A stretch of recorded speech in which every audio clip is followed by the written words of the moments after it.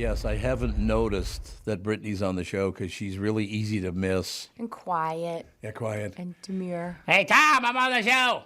And delightful. Did you really step in that puddle? Shh, my whole foot went in.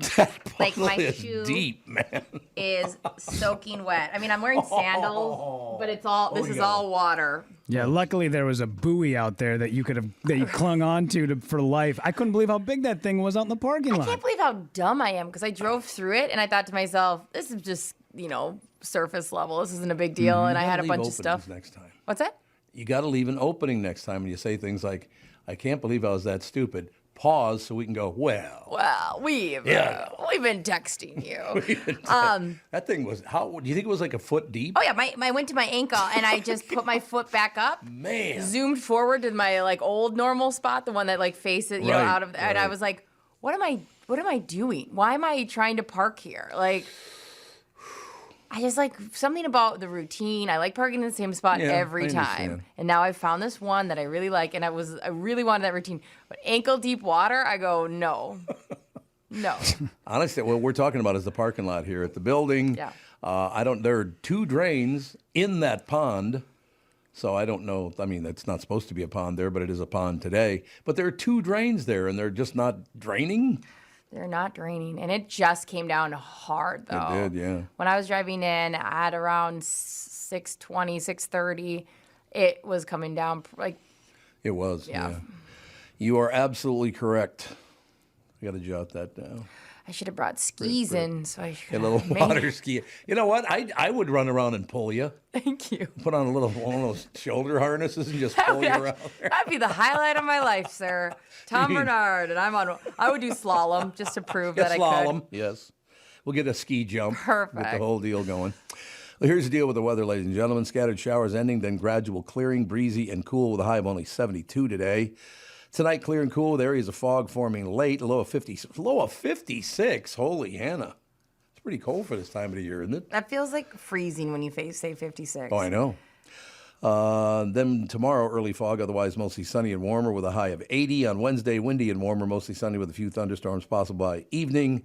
And then 86 for the high on Wednesday. So 72 today, about 80 tomorrow, and then 86 on Wednesday. Should be pretty decent after this clears out. I don't know about decent. It's not going to be warm today. There's no question about that. Drizzle in 62 right now is the deal, so we'll keep an eye on it. It's, the part that I don't like, because I woke up this morning at about 3:30. Someone did a little walk and did some exercise and all the rest of it. When I left for work, it was pretty much still dark out. I know. Yeah. I'm not a fan. No, we were talking about this last week, that when you got to go out and let the dog out. I wake up every day, 5:03, and man, today you're right. I had to consciously think about some of the things you wear, because usually I just wear a pair of black shorts and a black T-shirt when I go out for a walk. But today was all right, now we got to switch over to the lighter stuff because people are driving. You never see him. I saw a guy running this morning with a reflective vest on. Ooh. Yeah. That's a good move. Mm-hmm. Yeah, we should get you a sports belt thing. Just something really cool, like the reflective belt. I'm just going to have a disco ball hang from my hat. I mean, I'm not mad. Blind the driver. Sure. I like it. Ladies and gentlemen, just checking in on some local news. And basically the only thing I can see is there's a murder, and then there was another murder, and then there was a double murder. There's your news for the Twin Cities area, ladies and People gentlemen. were very busy this weekend. Honest to God, every day now somebody gets murdered. Feels like most of Minnesota was out of town, too, so it was... Well, either that or at Ed Sheeran. Oh, yeah, that's true. New record, baby. Yeah, 72,000? Was that what it was? 72, 75, somewhere in there. Somewhere in there. Man, packed him in. He did indeed. I've never heard him sing. Oh, Wonderful. Is so he good? Is he really? Wonderful. Yeah. I had the opportunity to hang out with him, just him and I in a room together. Mm-hmm. This is right before A-Team. That was his first big hit. Yeah. He was kind of a nobody. He was still at that level where he was going around and he was really hustling and meeting everybody he could. Sure. And him and I just sat in a room, and he was one of the most funniest, likable kids you will ever meet. And then afterwards, he played this nice little acoustic show for some of the, the radio people and the record people. Yeah. And at the end of it, I was going through a divorce at the time, and he said, "Hey, if you guys don't mind, I have to go back to England next week because my godparents, who met the day I was born, my mom's best friend and my dad's best friend had never met. And the day I was born, they came to the hospital together. They came to the hospital separately and met me at the same time. They became my godparents, and now they're getting married next week. Oh, my God. He said, I wrote this song specifically for them. I need to practice it in front of people. I'm never going to release it. I'm never going to put it out. Please don't record it, but I need to practice it before I go to their wedding next week and play it. Do you mind? He played the most beautiful song I've ever heard in my life. I wept. I had to leave the room. I went upstairs and cried my eyes out. I was like, that is the most... And he is a certain kind of special. And I was thinking about this over the weekend. We're so lucky to have, like, our kids are so lucky to have the celebrities that they have. Taylor Swift giving out, $1 million or whatever it was, $5 million as a bonus. Ed Sheeran going to the Lego store to hand out Legos and playing we had Tommy Lee hitting a guy with his dick. That's what we had growing up. Like, we didn't have cool celebrities, Not interchangeable. We should mention Ed was paid to go to Legoland, so that changes the story. Well, and nonetheless, but the fact that he still went, Yeah. I feel that. I like believing that, especially like people are constantly, now we have our cell phones, if you're an asshole, you're going to be discovered. Yeah. You're going to figure it. I mean, the 24/7 surveillance that we can all put on people. And the fact that you never hear bad stories about Ed Sheeran, you go, good. Yeah. And then you hear something like that and you go, oh. Mm-hmm. So we will never hear that song. Never. And it was almost like the Tenacious D tribute. I don't remember what it sounded like because I was just so emotional over it, but it really was. There's a certain aura about that guy. He really is special. Ed Sheeran, he's from England? Ireland. Yeah. He's from Ireland. Yeah. That's what I thought. But A-Team, Tom, is so good. We got stuck in this rabbit hole not too long ago, and I was like, I got to listen to A-Team again, and it's just so good. I can't listen to pop radio because they destroyed R&B. I just can't do it. Wow. Yeah, his early stuff is more singer-songwritery. It's not really the pop stuff that he kind of got into, but yeah, when it's just him and an acoustic guitar, that's the quintessential Ed Sheeran. Yeah, I'm not gonna lie, like some of his newer stuff I'm not that into, but I'd fall on the line of I like him more than I don't like him, but I've never like listened to his whole album ever. But so what's his biggest song? Oh, probably Thinking Out Loud is probably his biggest one. Yeah, that was the one that for like I don't know 3-year stretch. Every time somebody got married, that was their first song. Yeah, that was very sweet. I did go to. Now you have to remember this was in the 1970s. I did go to a wedding once. The most beautiful song ever played as they were coming down the aisle, and I'm not making this up. The new husband, the new wife, before they're married, coming down the aisle to do the hustle. Oh, yeah. Why would you do that to your wedding? Yeah. Do the hustle. Were they hustling down the actual aisle? It's just embarrassing. Really, this is what you do, huh? And there's a famous viral video of a lady walking down the aisle to the song Crazy Bitch by Buck Cherry. So anybody will do anything these days. And that just is a self-fulfilling prophecy, isn't it? Yeah, there you go. Yeah. I can't really see Catherine doing any of that stuff. I got to be very honest with you. Wow. Not her deal at all. Yeah. What is it about people that just have to interject their sense of humor? Like, it's a wedding. I know. My cousin got married, and his best man wore a Dale Earnhardt T-shirt. No. Come on, man. Just find something with buttons. It doesn't even have to match. You don't even need a suit jacket. Just something with cuffs and buttons. Listen, our wedding was so teeny tiny. It was literally a nothing. I planned it in 10 seconds. I was there. It was not nothing. It was very nice. It was so perfect. It was literally at Gigi's Playhouse, a Center for Down Syndrome. We just invited the people that I do activities with. And, we had folding chairs. I picked, we ended up doing Coldplay's Yellow, the acoustic version. Just like a song we both just kind of picked, it's pretty, it's fine, whatever. If Justin was like, this is my time to start cracking jokes, and again, it wasn't, we planned it in about 30 minutes tops, our wedding. If I would literally have walked out of that gymnasium immediately. Like, that is not the time. It's not the time to be funny. Yeah. You're getting married in front of a bunch of people. Just be serious for 10 seconds. And you're a guest. It's not about you. It's not even about, I don't even know who it's about while you're doing it, but it's definitely not about you. Do yourself a favor and change the name of Go-Go's Playhouse. Sounds like a titty bar. Gigi's Playhouse? Oh, Gigi's, yeah, not good. Yeah, Gigi's Playhouse. Not Go-Go's. Yeah, definitely not Go-Go's. Gigi's Playhouse. Yeah, Go-Go is on my...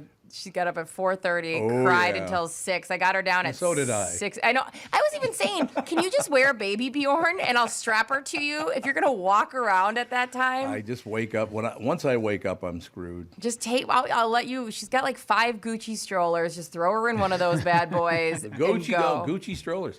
Now, I got to be honest with you. I didn't set this up. I didn't know he was going to do it, so don't give me your evil stare. But at my wedding... Yeah. During Here Comes the Bride, Craig Schumacher, you remember Shoe Bob, don't you? Schumacher was playing all the music, doing all the singing, doing the whole deal.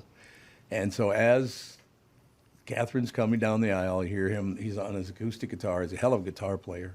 He's playing, and it's really, really pretty.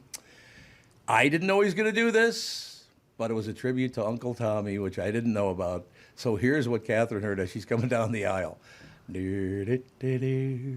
He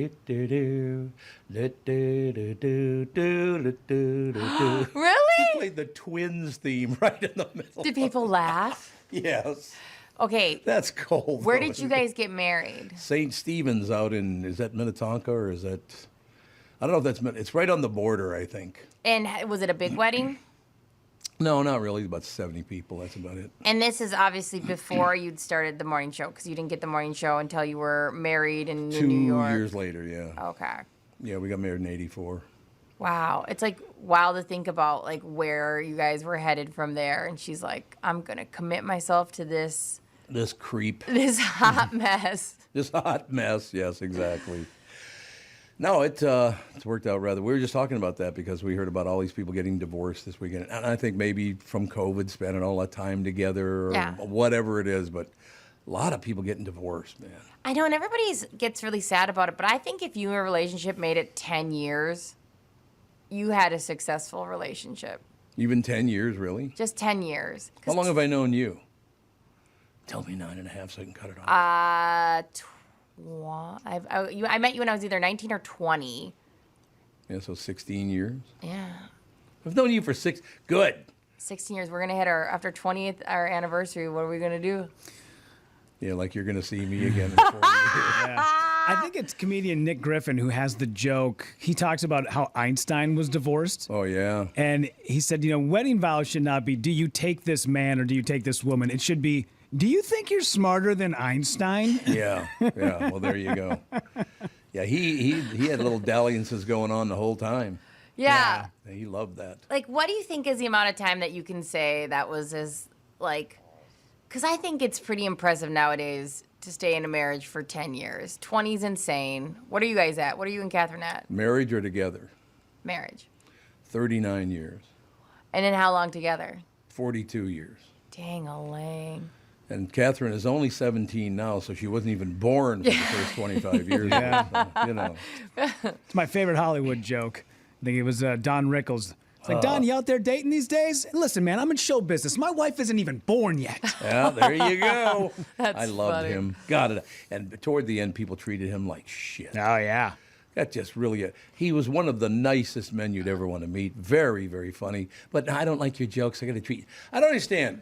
If you don't like my joke, then don't listen to the show. But don't you at least hope that they just treated him like shit on the internet and in person they still treated him like a legend? No. He was treated like shit. Really? Yeah, in fact, Bill Burr's got a story about how towards the end of his life, he had gone, because Rickles performed till the day he died. Yep. And Bill Burr and his friends went to a Rickles show just to heckle him because they thought, oh, he's old, but then they saw him on stage and he was killing.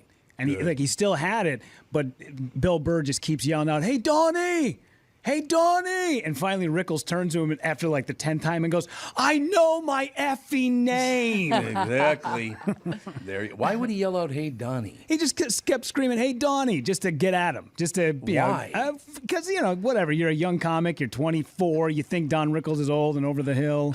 Oh, and could kick your ass on his worst day. Yeah. So that's what I love about guys. I mean, Bill Burr's funny, don't get me wrong, but he ain't Don Rickles. I will tell you that. This whole idea that because you think he wasn't born in your generation, therefore he can't be as good, makes you a flaming asshole. Oh, yeah. No, young comics who make fun of boomers.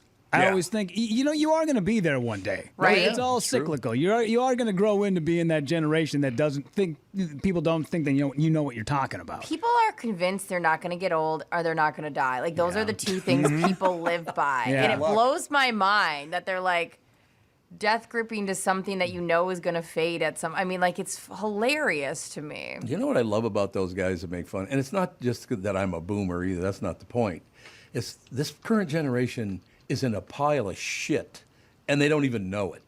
That's what amazes me.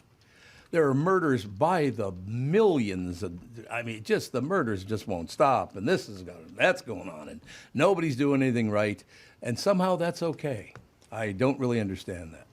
Why don't you obey the law, get your head out of your ass, go get a job, and shut the hell up? How about that? Yeah. That works, doesn't it? Yeah. I like it. We'll take a break. We'll be right back in a couple of minutes. That pisses me off. Be heckling Don Rickles, you pain in the ass. Don Rickles was God. That's all I have to say. It's time for our buddies at Niemeyer Trailer Sales. They've been a part of Minnesota since 1965. The name says it all. They are family. If you want to take your passion on the road and make memories camping wherever you want, no motors but pull trailer RVs, go to Niemeyer Trailer Sales. Father Jim Sr. started the business, and the brother and sister team, Tim and Lisa, handle Albertville with Jim Jr. at the helm in Elko New Market. They're the best name in non-motorized RVs with great deals on the best brands like Rockwood and Northwood. Niemeyer Trailer Sales truly outservices their competition with personable employees, often sons and daughters of this third-generation family-owned business. They simply do what they say. They will do every time because their name is on the building. That's why. And with a huge selection of RV service pros, you will leave satisfied no matter what you were looking for. Niemeyer takes care of every memory maker, and I'm talking about customers here, that come in their Albertville or Elko New Market location. Head to NIEMEYERS.com and put your passion on the road. Niemeyer Trailer Sales. Hi, I'm Mike Bryant, and I'm driving my car safely and legally communicating on my phone. Minnesota law allows a driver to use their cell phone to make calls, text, listen to music or podcasts, and get directions by voice command or single-touch activation without holding your phone. Violations are very expensive. The National Safety Council reports that cell phone use while driving leads to 1.6 million crashes per year, and nearly 400,000 injuries are caused by texting and driving. Not surprising, since 4 seconds with your eyes off the road is like driving the length of a football field blindfolded. And research shows that just 2 seconds increases the risk of an accident up to 24 times. Texting may only take a second, but it can end your life or ruin it forever. Please drive safely and stay alive. Find Bradshaw and Bryant, personal injury attorneys at minnesotapersonalinjury.com. Bradshaw and Bryant. You need to know a guy for your auto repairs, legal issues, banking, and more. The same goes for investment advice. You need a guy to help you be successful, someone you can trust, who gets results. Well, I got a guy for you. Josh Arnold. Josh gives you straight talk, not sugar-coated advice about your financial situation. Josh has seen it all when it comes to economic and market conditions, and Josh can make sure that your retirement objectives match your investments. Do yourself a favor and call Josh now for a no-obligation, 48-minute evaluation. You've got nothing to lose, and you'll get a different point of view for your investments. Call Josh at 952-925-5608. That is 952-925-5608. You'll be glad that you did. And tell him his guy, Tom, sent you. Investment services offered by Josh Arnold Investment Consultant, LLC, a security investment advisor. Past performance is no guarantee of future results. All investments involve risk. All comments and opinions are Josh Arnold's and do not constitute investment advice. Tom Barnard is a paid endorser. We are back, ladies and gentlemen. I got a caller. Brandon on the phone? Yep. Hey, how's it going? Now, let me just tell you something right up front, Buster. Your mother's much nicer than you are. Oh, she is. She is such a sweetheart. I'm telling you, Brandon, I'm really glad you called in this morning. It's great that you called in because I'm going to tell you something. Everywhere I go, people like you, we run into them. I was just sitting talking to Brandon's mother at a corn feed in Watertown, Minnesota. Oh, nice. That's right. By the way, that corn was phenomenal. Whew, that corn was good. But we're having just this nice conversation, and I'm talking, and all of a sudden her son comes over, Brandon's her son, comes over, and we're talking a little bit about this, that, and the other thing, and blah, blah, blah. And then Brandon realizes that he used to be a big listener to the old show, and we started talking about that whole deal. And Brandon didn't know, and I ran into at least a dozen people this weekend that did not know that I was still working. They assumed because the assholes over at the Q told everybody I retired, which was a flat-out lie, and they only did it to just harm other people. They're good at that. But yeah, I ran into 12 people who had no idea that I wasn't retired. So Brandon, how do I figure out how to let people know that this show is even on and that I didn't retire just because they lied about it? That's a good question. I don't know. I looked up. I looked it up on Facebook. It's not on there. You're not on there either. Or? I thought we had a presence on Facebook. No, we do. Yeah. Oh, We absolutely the do. podcast is on there. Oh, Yeah. It's just as Tom Barnard Morning Show. Is the podcast? Yeah. It's Boy, that's a good question. I don't know. Maybe it's word of both. mouth. Yeah, I'll let yes. people know. So we have one for the family and we have one for this show, but I think he means specifically you, Tom, right? Because you're not on Facebook. You know, I should but you know what? I'll tell you something. I'm telling you the truth here. This is an absolute fact. I said about a week ago, you know what? I should get back on Facebook. So I just kind of signed in. I see that my daughter-in-law's mother sent me a message. So I clicked on it. It was a hack. Sure. It wasn't her. Yeah. So how do I avoid? See, I don't need to go. So I had to change everything I had because this asshole used a friend of mine's name. How do I avoid things like that? Because it didn't used to be that easy to hack someone. Good question. I have no idea. I don't know, but I'm telling you what, honestly, God, to meet you and your family, your mother's such a sweetheart of a person, and just that does my heart a lot of good when I run into people like you, Brandon, because we had a great time. We sat there and talked, had just a fantastic time, and I'm assuming you down. You got the show up on your car because the Bluetooth it'll come up right on your radio in your car. Oh, I'm at home right now. Oh, what time you going to work? At noon? 2:15. Oh, 2:15. Nice. Well, excuse me. My dream schedule. But you know what's so great about that, Brandon, is at first you had no idea who the hell I was. You were just nice people. You and your mother were having a nice conversation. You had no clue because I don't go out in public a lot. And you were every bit as nice as when you found out who I then was. You and your mother are so damn nice. That's what I love about people. You didn't change at all. You were nice in the beginning. You were nice in the end, which I really appreciate.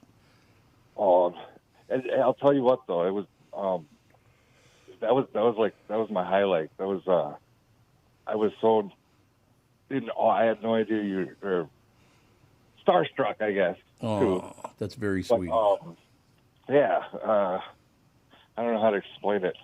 Well, you know what? You can call in more what often. What are you doing in my town? That's so cool. Because my son lives there. That's exactly why. I have no idea. No question. But you got to call in more often, Brandon. Look, if you think you were starstruck, I was starstruck by meeting you and your mother. Great family. That's so nice. That's so nice. Thank you. You guys are nice, too. All right, we'll talk to you soon. Very friendly. Okay, sounds good. Thanks. Bye. Bye, Brandon. Later. Bye. She gets one in at the end there. I ran into, honestly, we were all over the place in the last 4 days, going to splash pads in Delano. Have you ever been to the splash pad in Delano? No, is it huge? Holy God, is it nice. That's fun. It's really, really, the kids, the grandkids had so much fun. They just run around like crazy. Like lunatics. Did you bring Alex's two kiddos too? I don't know if you were just saying Ethan when you said the grandkids. I didn't know if it was just. Oh no, Ethan didn't actually come. He was taking a nap. Oh, okay. He loves it though. Oh, I bet. That's how we went there because Ethan went there. But yeah, just really, really nice people. The splash pad. We went to the corn feed, and it was just everybody was pleasant. Not one asshole in the bunch. That's fun. I mean, Isn't when it's that nice? it should be right that way, and I feel like it's like almost like I've been telling you that was what most of the days my interactions are with just nice people. When they're not like confiscating your material. Yeah, there's that. That's the deal. Yeah. No, I think if you give people the opportunity, they will be nice. Yeah, me too. And I guess I'd like people to hold on to, even if one's on the left and one's on the right, why don't we still try to find common ground and worry about the politics later? Yeah. Because no matter who takes charge, they're going to F it up. I mean, you really think somebody's going to do a great job? I want to go back to not knowing anyone's views on politics at all. I love that. I think that's my dream world. You mean so you just don't talk politics with people? Like, especially if I'm going to go meet them at a splash pad. Like, I love Oh, yeah, you don't want to talk politics at splash. 2020 came and everyone was like, everyone needs to know every one of my inner thoughts on everything all the time, always. And I went to myself like, I wish I didn't know what my dentist thought about abortion. Like, just something that was just like a random thing thrown out there. You're like, I don't need to know what, my neighbor's dog sitter, thinks about masks. I don't need to know, it's just like, oh my God, let's just go back to like, that interaction is isolated. Do you like your ice cream? Me too. I like my ice cream. There you go. Now we walk away. Yeah, there's a driving range down in Burnsville. The guy who owns it puts a big Trump sign out there every single year. And I'm like, great, man. This is why I come to the driving range. So I don't have to. I still go to it because it's close and it's cheap and I don't care about his politics. But I don't need to know that you are pro-Trump or not. I just want to hit some golf balls. Yeah, like you just want apolitical situations. And that shouldn't be too much to ask for like an activity you're doing. It depends on what you're doing, though. Because people can't wait to tell you their political views. I know, which throws me off. Like, I just want to, my kid has boogers, your kid has boogers on their face. Here, we both have a napkin. Right now. I have many boogers. Bugs. But yeah. Yeah, I judge people way more like on their soda choice. That's what I judge people. Are you a Pepsi or Coke guy? Because that's how I dictate if I like you or not. All depends where you are. Justin's Pepsi ride or die. Sure. Me too. It's embarrassing. I feel like I drink Diet Coke though too. It doesn't matter to me. Either one. Coke Zero is like pristine for me. I love good. Coke Zero. It is good. But yeah, getting back to it, I just once again just very very quickly because we got to move on to Bob here. But I am in a very difficult position right now because I don't like anybody. Maybe they can put together a team, but people do realize, or do you think they don't realize that pretty much not all politicians, but damn near all of them, couldn't give a rat's ass about you. They're in it for the money. So you always get so mad at me because I don't care about anything. I mean, obviously I'll have to do some research when it comes time to vote. But right now, all these people throwing their hats in, I don't care. But that's not what I'm talking about, whether you care or not. No, I'm saying that, because of the realization that they are all money motivated, nobody gives a frick about me. I can't pretend to go watch that. Well, that's what I'm saying. So I'm agreeing you actually with agreed you. with me, but you had to piss and moan. Because you always get mad at me for not knowing I don't ever get mad things. at you. You just your politics swing in the wind. Oh, I met this guy, so now I'm a liberal. Agreed. Like, you loser. I don't have a strong stance on anything. No, if somebody I came in here that. and showed me a PowerPoint presentation of why I should do something, I probably would. I am the worst because I am absolutely, and I'm still gullible too. I still want to believe in people. I do too. I'm the worst. Look, one of the worst parts of my life is being nice to people because you always pay the price when you're nice to people. Not always. Almost always. Brandon. Brandon just called in. Yeah. Listen, all good roads. What is it? The road to hell. No, yeah. The road to hell is paved with good intentions. Yes. That's what it is. Paved with good intentions. That's exactly right. Oh, no, I feel that. Look, all I'm saying is you try to figure out what am I going to do with this, what am I going to do with that, bada beep, bada bop, bada boop. I mean, I don't know where the hell we're headed. I really have no idea. When a guy can stand up and go, God, we're doing great. You go, you lying son of a bitch. And half the people believe him. You know who's going to have the answer? Bob. Sandy has all the answers. That's who. Was that your direction to me to shift gears? Well, more importantly, I want to put Bob on the spot. I want to make him go, "Ugh." I don't think Bob agrees with your politics too much. You're going to be in trouble. Bob, give us the answer. I got some answers for you if you want them. All right, cool. Tom is right about what I want to know is when you went into the House of Representatives or into the Senate, how much money did you have? Right. 4 years later, people are getting all whipped up about Biden. He's just doing what every other politician's done. They're all multimillionaires now. Where'd the money come from? That's the answer that has to be given to people. Where did that money come from? George Soros, mostly. Depends on which party you're talking about. Well, but you're right. I mean, and then the other side, the Koch brothers. So yeah, they're that's right. Come up with and tell you, that, I wrote a book. Yeah, okay. That's the way you sold some, you had a lawn sale or a yard sale. Yeah, I'm sure you did to become a multimillionaire. We were 20 They're million all bucks. disgusting. Yes, I mean they are. It's horrible. You will find no one in any of those positions who are poorer than they were when they went in. That ain't gonna. I got to say one thing, and I'm not pissed off about this. I laughed my ass off at these people. It just, honest to God. Well, I see now that the other side, they kept bitching they wanted a special prosecutor, and then they got a special prosecutor, and they're still bitching about that. Yeah, because they got a special prosecutor who was going to let the guy off scot-free just about 2 weeks ago. That's why they don't like him. He's a special prosecutor who was a U.S. attorney from Delaware. Who grew up in Delaware? Gee, who's from lives in Delaware? I mean, it's just the most rigged, unfair system on earth. Yeah, and like you think it would be at least hide it a little better too. Oh no, they don't. They don't. Even care. It's they like when you follow money stuff too, you realize like, oh, that person inherited all this money 10 years before somebody did this. Like it all seems so obvious. Okay, as we segue into the Bob Sansevere segment. Yeah. That Garrett, what's his name? Garrett Farland. What's his name? The head guy at the Justice Department. What the hell is it? Merrick Garland. Oh, Merrick Garland. Merritt. What did I say? Ferret. That's the same thing. Yeah. Something like that. Interchangeable. Take a look in his eyes next time he's on TV. Well, maybe now. Well, you would know this because you served in the Army. Yeah. How many times do you think that guy's had his underwear pulled up his ass in gym class? I don't know. Oh, I guarantee you, he got picked on Quite a big bit. time. Is that? Oh, you can just tell by the way he looks. When he's on camera, he has this look of fear in his eyes. You've never noticed that about him? No. He looks like he's terrified. I mean, he does look terrified. He does, there's no question. So what do you think, Sandy? I think he's got beady little eyes. It's hard to read him. Beady little eyes. Beady little eyes. So what's going on with you, Sandy? Well, not. I'm going to give all that to you, but I got to ask you, where in Delano is the splash pad? It's not along Highway 12, is it? It's because I haven't seen it. Just off Highway 12. It's right next to that beautiful ballpark they got, that baseball park. Oh, okay. So you have to go downtown or through downtown. It's a gorgeous part of. By the way, Delano, because I hadn't driven through Delano in quite some time. That town is beautiful. Man, they did a nice job with that town. This splash pad has its own website, Facebook. It's huge. It's great. It's like I'm telling everywhere. This thing is huge. It is. I'm telling you, got a little.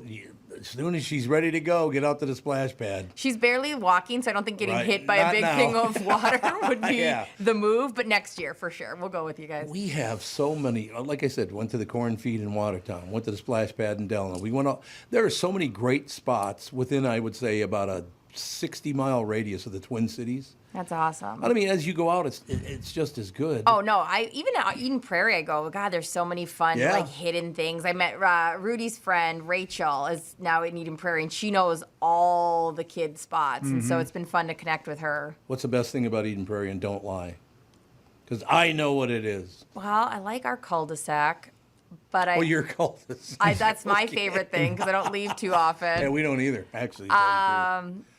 The trails are really good. Nope, swing and a miss. What is it? The Asian Mall. The Asian Mall's so good. Oh, God, I love the Asian Mall. When did you go? About a week ago. I could meet you there. It's phenomenal. It's phenomenal. Have you eaten at the Hong Kong, the Chinese restaurant? No. I have not yet either, so maybe we should have dinner. We should go eat there. We'll get the mochi donuts to go. Oh, God. We just had a whole bunch of those over the weekend. We love, yes. Okay, and Shields. Let's acknowledge that Shields is pretty iconic. Oh, my God. Who knew that we love Eden Prairie? Oh, the Asian Mall, Bob. You ever been there? I don't think I have, unless they changed the name of it. No, it's new. It's like a year old now, at least. Yeah, about that.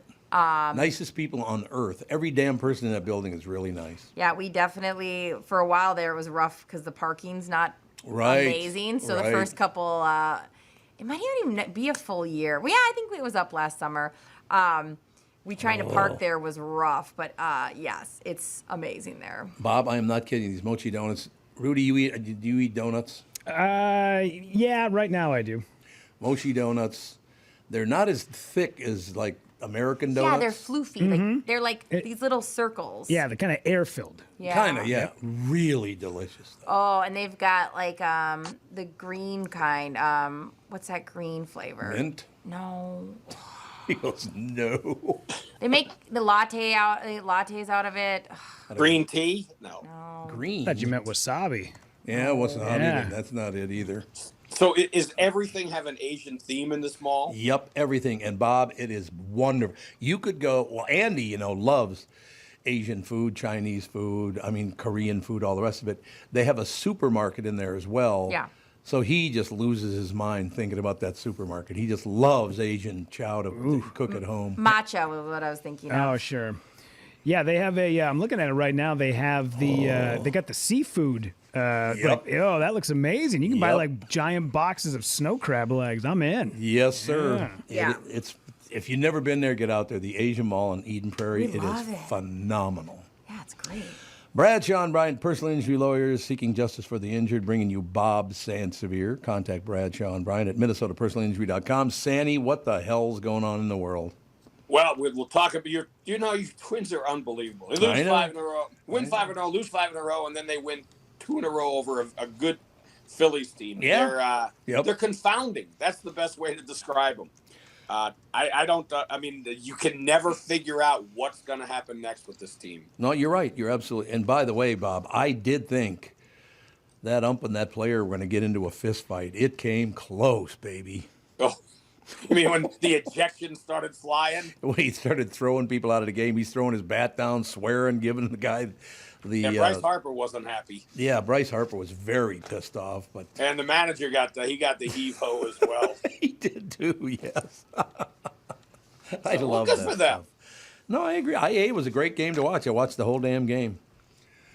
Yeah, now the Twins, I mean, Sonny Gray gave them a real strong 6 innings. And he did. Yep. Again, you keep thinking these starting pitchers can they have to, though, extend the starters once they get to the play. We're going to assume with a 4.5 game lead, they're making the postseason.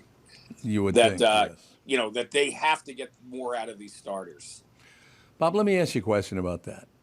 If Gray's just cooking right along, just kicking ass, all the rest of it, why would you pull him after only 80 pitches? Well, Tom, he had a pitch count, and he went to 80?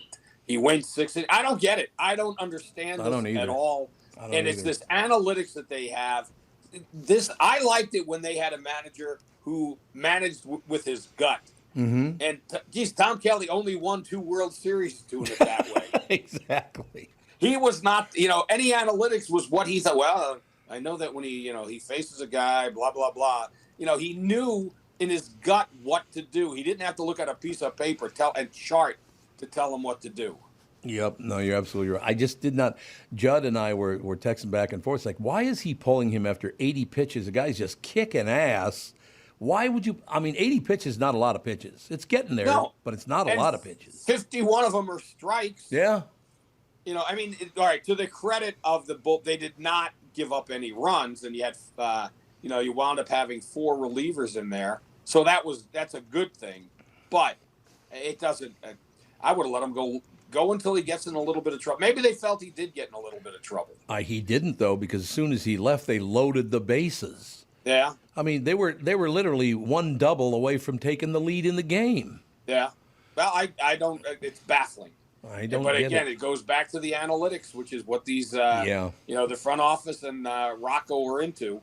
Rocco has to be into it because that's what they want him to be. So, I guess. Go back to the gut.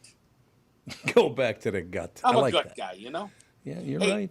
Speaking of the gut, here's what my gut tells me about your don't click on anything in Facebook when you think somebody's doing it. And also, you work at a company or you work with a company that has a TV station, the number 5. Mm-hmm. Isn't it time they had you on to talk about what's life like as doing podcasts instead of radio every morning?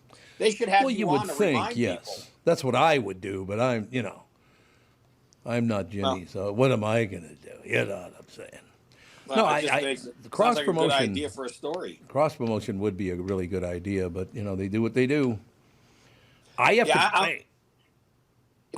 surprised this guy, Brandon, and his mom didn't know. Did his mom know, or Brandon just didn't know that you were doing the show? Well, neither one of them knew that I was doing a show. They literally thought. Well, Brandon said to me, "God, I'm really sad that you retired. I used to listen to you every morning. Why'd you retire?" When I didn't retire. We got to figure out a way to get that word out there, because I will tell you one thing, Sandy, we're not going to do a Sandy report today. We're going to talk about nothing but trouble. Ooh, I like that. I like it. I will tell you something. I have the experience this weekend, and I can run down the list of people, whether it's Dougie over at Flagship Ford, or it's Michael Bryant, or it's Michael Bilski, or it's Twin Cities Health, or whatever. People are coming in and saying, hey, you work with the Tom Barnard Morning Show. You got my business from now on. I guess that happens a lot now. So the people who are listening are stepping up and supporting our advertisers in a big way. A lot of them. I mean, this guy went over. It's like I said, it's only a 20-minute drive from the border, the Minnesota-Wisconsin border. But he went over there. He said, I want to buy a car from Doug Sprinthal. That I love that whole deal. People changing where they bank. They're banking with Bilski now. I think that's wonderful. So thank you. It was a good time right now for me to say thank you to all the people that support our advertisers, because without them, this show wouldn't even exist. Well, the thing is, Tom, that you listen to Bilski and Mike Bryan and even Dougie, and they're good guys. You can hear it. No, he and I love going at each other. Oh, I'm telling you. It's friendly banter, though. I mean, you got Steve from Sabre. You got, great guy, Steve, yeah. All these different people that are coming back. Bialke's a great guy. I'm not going to promote assholes. That's one thing. I ain't doing it. If I had an advertiser that turned out to be a prick, I'd go, I'm not doing that anymore. I'm not going to unleash my listeners, unleash him on my listeners. That ain't going to happen. But people get to hear these advertisers, and they get to know them. Basically, they're buying them. Like the guy that went in, or the woman that went in and said, I want to buy from Sprinthal. Because they've heard them for years. They're comfortable with them. Mm-hmm. No, that's exactly what it is. That does go a long way.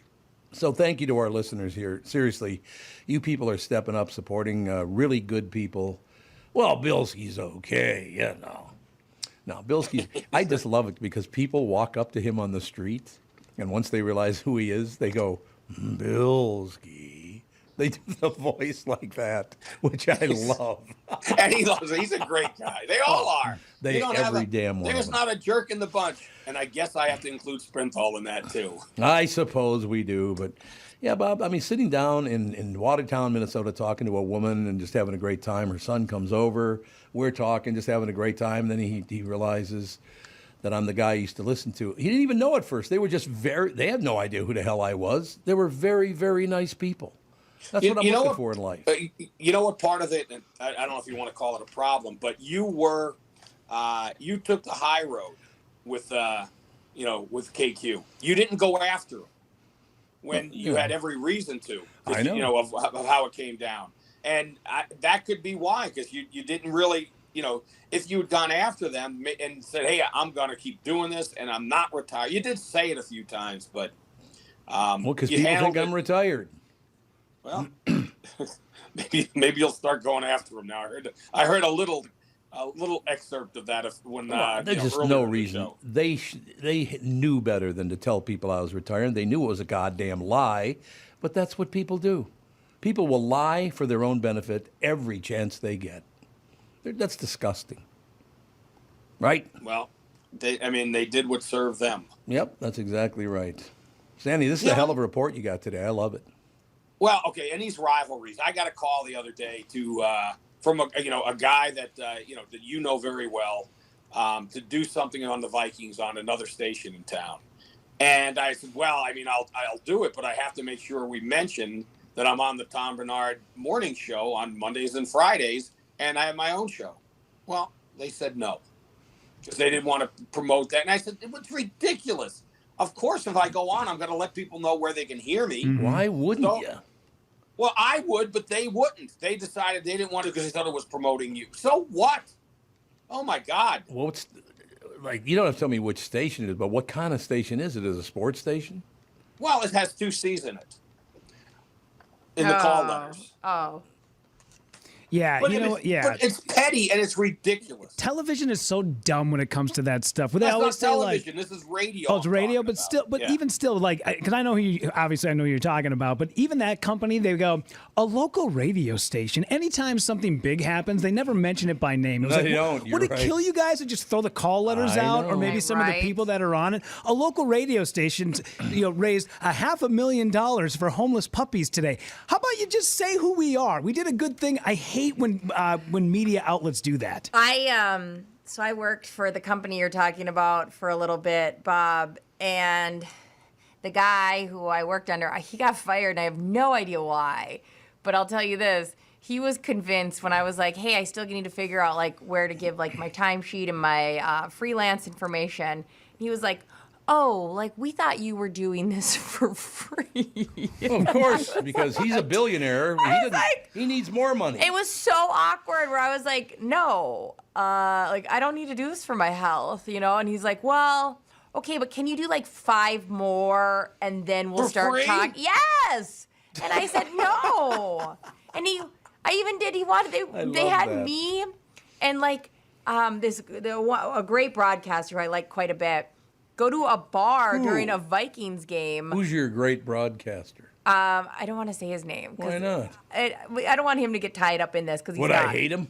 No, he's lovely. Where does he work? Well, that's nice. And they had me go to a Vikings bar across the street from the Vikings game during like a huge Viking game, do a broadcast about this. And I was like, I don't know much about the Vikings, and like I'm gonna need you to pay me if we're going. He goes, yeah, I will. They sent you there and they didn't expect to pay you. And to this day, still, and he was like, yeah, we'll pay you for this one. We really need somebody out there, all this stuff. And I was like, oh, okay. Like it was and I know it had nothing to do with the company, but like, he got fired or left. I don't know how. He got fired. Yeah, and I don't know why. What's his name? He got fired. What the hell? I'm not gonna say it. No, you know what's amazing about that? You know when I got fired over at KQ, I went around and talked to all the companies. They called up and asked me if I'd come and talk to them, and had a really nice experience with most of them. But that place you're talking about, the son now took it over, and his dad knew what he was doing. This guy, I don't think, has a clue. But you know what his comment was? Oh, I don't really need to talk to Tom because our politics just don't mesh. You're going to let your politics get in the way of who you should hire. How stupid are you? Yeah, I don't take the meeting. What the heck? Take the meeting. You might maybe come up with one good idea. But yeah, people, do you think is it particularly in Minnesota or is it the entire world now that your politics are the most important thing in the world and that's all there is to it? Oh, it's the world. It's what the hell happened? I mean, you know those politicians are lying to you every time they open their mouth. How can you suck up to either side? It's incredibly polarizing. I will say, because I know this is not a show where you talk politics, but a guy I do want to learn more about. You can talk politics all you want in the show. I don't care. Well, I want to learn more about Dean Phillips because he is actually saying, I can't, he's going after Biden and doesn't think he should run again. Now, that takes a little bit of seeds if you're a Democrat. Because you're alienating all, even though they all believe that, they won't say it publicly, and he is. Well, he is a billionaire, Bob. You know that, right?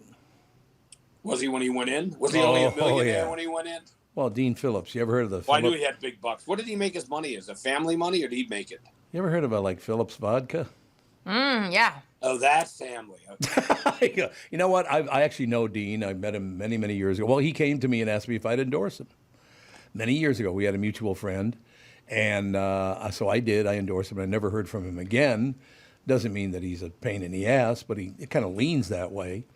But I don't know. I had a pleasant experience with him. He actually gave me a hug at the end of the interview. What do you think of that? Actually? Wow. And then he won. I happen to know people who I respect, and they like him because they've known him for years. Right. And everyone I've heard that knows him likes the guy. Well, he's a nice guy. He's a very pleasant guy. Yep. We should have him on. We should give him a call. Hey, Dean, get the hell out of bed. What's the number? 952-600-2575.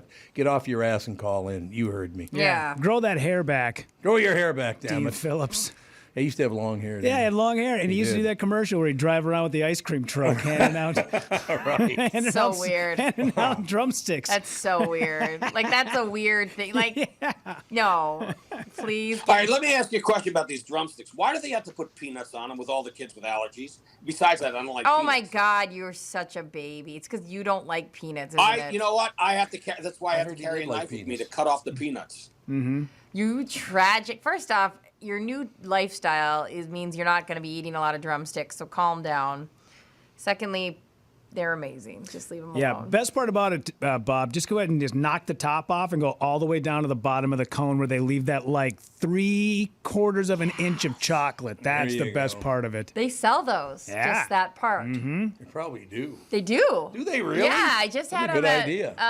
they had a big bag of it at the station the other day. Just the bottom parts of the cone. Yeah, they should do that with the innards of the Dairy Queen ice cream cake. Oh, I've had yeah, the innards. That fudge of with the dairy- crunchies. Oh. Yeah, the vanilla, fine. It is what it is. No, it's that's just so a good. vehicle for the crunchies. The crunchies with the fudge on it. Yeah. So, Bob, when Dean Phillips calls in later on today, you want me to call you to be on the same time? Yeah, because I'm curious about the guy. I mean, I'd like to know more about him.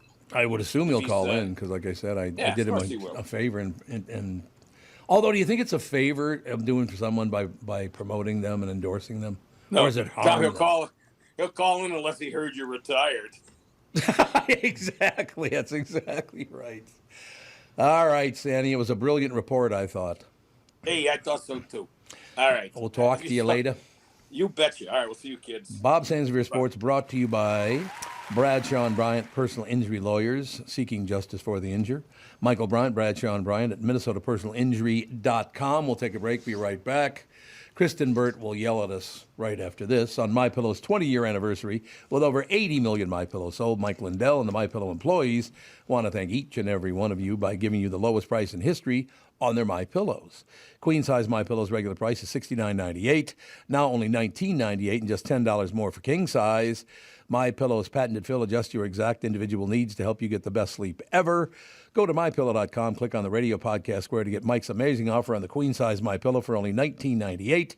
Enter promo code TOM. In addition to the special anniversary offer on the MyPillows, you'll also receive deep discounts on all MyPillow products, such as bed sheets, mattress toppers, pet beds, mattresses, My Slippers, and so much more. Take advantage of the biggest sale in MyPillow's history. Go to MyPillow.com, use promo code TOM to take advantage of Mike's special offer on his MyPillow. That's MyPillow.com, promo code TOM. Hi, I'm Mike Bryant, and I'm driving my car safely and legally communicating on my phone. Minnesota law allows a driver to use their cell phone to make calls, text, listen to music or podcasts, and get directions by voice command or single-touch activation without holding your phone. Violations are very expensive. The National Safety Council reports that cell phone use while driving leads to 1.6 million crashes per year, and nearly 400,000 injuries are caused by texting and driving. Not surprising, since 4 seconds with your eyes off the road is like driving the length of a football field blindfolded. And research shows that just 2 seconds increases the risk of an accident up to 24 times. Texting may only take a second, but it can end your life or ruin it forever. Please drive safely and stay alive. Find Bradshaw and Bryant, personal injury attorneys at MinnesotaPersonalInjury.com. Bradshaw and Bryant. Hello, I'm Brad Huckle, President and Chief Lending Officer at North American Banking Company. And I'm Michael Bilski, CEO at North American Banking Company. As a locally owned and operated community bank, we work with many multi-generational businesses. Take Personal Care Dentistry of Roseville, for example. Dr. Walter Hunt, also known as Painless to me, has been a longtime customer of the bank since we opened the bank in 1998. When his son Kyle was ready to join the practice, they wanted to expand quickly. With their additional space and equipment, they now are able to see more patients each day while providing the same level of care and service. Okay, guys, I'll take it from here. If you run a family business or any kind of business for that matter, you should be banking with Brad and Mike over at North American Banking Company. Every time I deal with them or their team, I know I'm working with experienced professional bankers. So why not bank with my banker? North American Banking Company, a better banking experience, member FDIC, equal housing lender. We are back, ladies and gentlemen, 7:55, now 5 minutes to 8 o'clock. You know, I got to tell you something. When you were leaning over reading, yes. Kristyn Burtt, yes. That shirt you have on when you're leaning over looks like no shirt. I thought you were, honest to God, both. You can't see the stripes? No, you can now, but when you lean over, when you were can't. leaning over on your phone and you were like your hair was down, you looked absolutely naked. You looked naked from the waist love up. I was like, that's how I sit depressedly in my closet, naked, just on my phone, waiting for the day to start. I was like, very relatable. Yeah, you guys It's weird because this shirt is very pink and it's registering like baby pink. I can't even see it on my computer, but it is very pink. That's the wild thing. So This will be the YouTube video that gets the most views on our channel. Yeah, for hands sure down. now. Yeah, I thanks. will wear all of my nude shirts from here on out. Thank you. Topless Kristyn Burtt, ladies and gentlemen. We appreciate it. Nothing but a class morning show here. That's you think right. You think it looks weird that I'm wearing a vest in the middle of summer? Yeah, is the icy cold AC getting to you, or is it really Pouring rain and 56 when I left the house. No. It was cold. Wow, it was 90 this weekend. I was in Solvang and it was hot. That'll happen. So everything is good? Yeah, everything is good. I'm recovering from my girls' trip away, which was like super fun, but I'm very tired. Where did you go? Okay. Solvang. Have you ever been to Solvang? What is Solvang? Solvang is where a huge Danish community actually settled, and it looks a little bit like Copenhagen within this it's about 2.5 hours outside of Los Angeles. Really? Where you can get delicious food and Danishes, and it's a wine country as well, so you can go wine tasting, but there's a lot of windmills and things that you would see in Copenhagen. It's really lovely. Well, I'm glad to hear that. That really was. Yeah, and if you've seen the movie Sideways, Mm-hmm. a lot of that was filmed in that area, and that's okay. not what put it on the map, but gave it kind of like an additional boost of like tourist business. But it was pretty busy over the weekend, so people are still discovering it, which is great. That's a good thing. That's kind of interesting that Danish people would settle in Southern California. Yeah, and it's really, I mean, honestly, it's like Christmas threw up there because, every store is like a Christmas store. It's Christmas markets and things like that. So if people are here during the holiday season, come if you want to get into the Christmas spirit because it's awesome. And Santa Barbara's not far away, so you can do that. You can do that whole situation and enjoy and visit that area as well. But really good wine country area too. It's not just interesting. Napa and Sonoma. We ended up with a lot of Scandinavians here because our weather is almost identical to Scandinavia. That makes sense. If you got a chance to get away from this weather, why wouldn't you? But they were all skiers and tobogganers and that kind of stuff. They loved that stuff. They were hardy. Like that's the They're thing. You have to hardy. be hardy to live in Minnesota. I am not hardy whatsoever. I am a cream puff. You've decided. So what's happening? I think the big story right now is Maui. And I think what's kind of interesting that's sort of developing out of the island of Maui is, you have a lot of celebrities who have huge properties and estates on the island. Some of them have stepped up. Jeff Bezos donated $100 million. I'm going to say this with a but in a moment.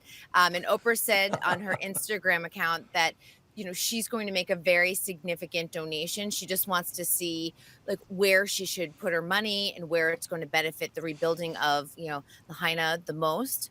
But you also have a lot of islanders who have lived here. Their families have lived here for decades, centuries, and they are saying, we don't want you here. Right. And not only do they not want the celebrities there, they don't want the tourist dollars right now. If you are getting married, if you have a bachelorette party, do not come and visit Hawaii right now because it's taking resources away from rescue and efforts and things like that. And that's not just for Maui, that is for the other islands because they are using the other islands as sort of entry points to get supplies and then bring them over to Maui.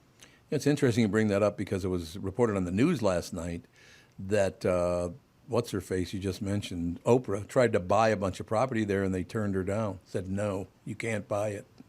No, she already owns it. She already owns 1,000 acres. It's Nicole Scherzinger that's trying to build a house.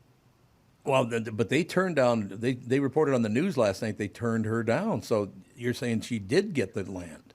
Oh, Oprah's been there for about 15 years. Because it was on the national news last night that they wouldn't sell it to her.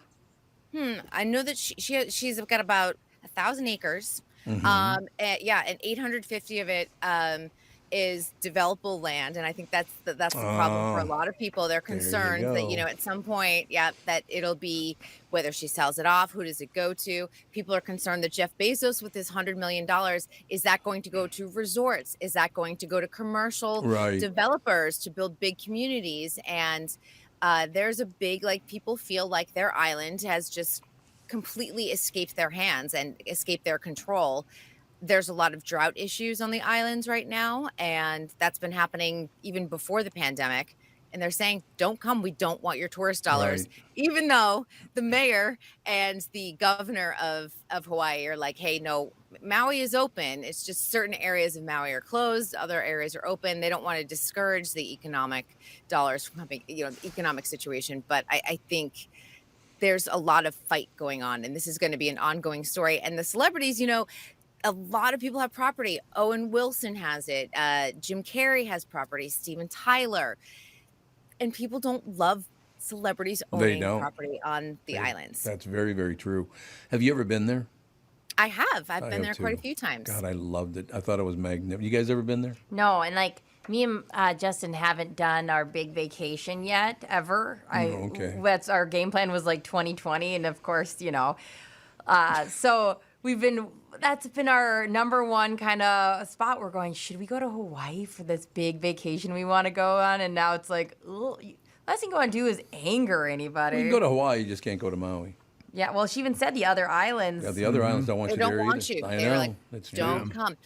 And it's right now, I will tell you that certain like influencers continued on with their vacation, even if it's not just Maui. They went to Oahu or the Big Island. And it's one of those situations where they had to turn off their comments because people are saying optics right now. Don't do it. Go someplace else. Mm-hmm. There's plenty of other tropical islands right now that you could go to that would welcome your tourist dollars. But right now, it is not Hawaii. They're really, it's over 93 people have been discovered dead. Mm-hmm. They're unidentifiable. They need DNA. And they think that there are possibly hundreds of people who passed away in this fire because it was so fast moving. They think a lot of them are at the bottom of the ocean. People drowned. Yeah. And I think, as someone who experiences California wildfires, it's a kind of a regular situation for us. I do have an understanding of like how fast these move, because I've seen it where we've gone from like, you're fine to possible mandatory evacuation to mandatory evacuation. And you've got 5 minutes to go. And these people had no warning system. From what it appears, they didn't hear anything, and all of a sudden it just was like right at their front doorstep, and they just had to run. That is terrifying. It's just terrifying to think about. I saw some footage that was uncensored, and I was like, I did not need to see that. Yeah, these people died in their cars. Yeah, animals died in their car in the cars on the street. It's awful. Do they know what started it yet? I believe it was down power lines from the hurricane. All right.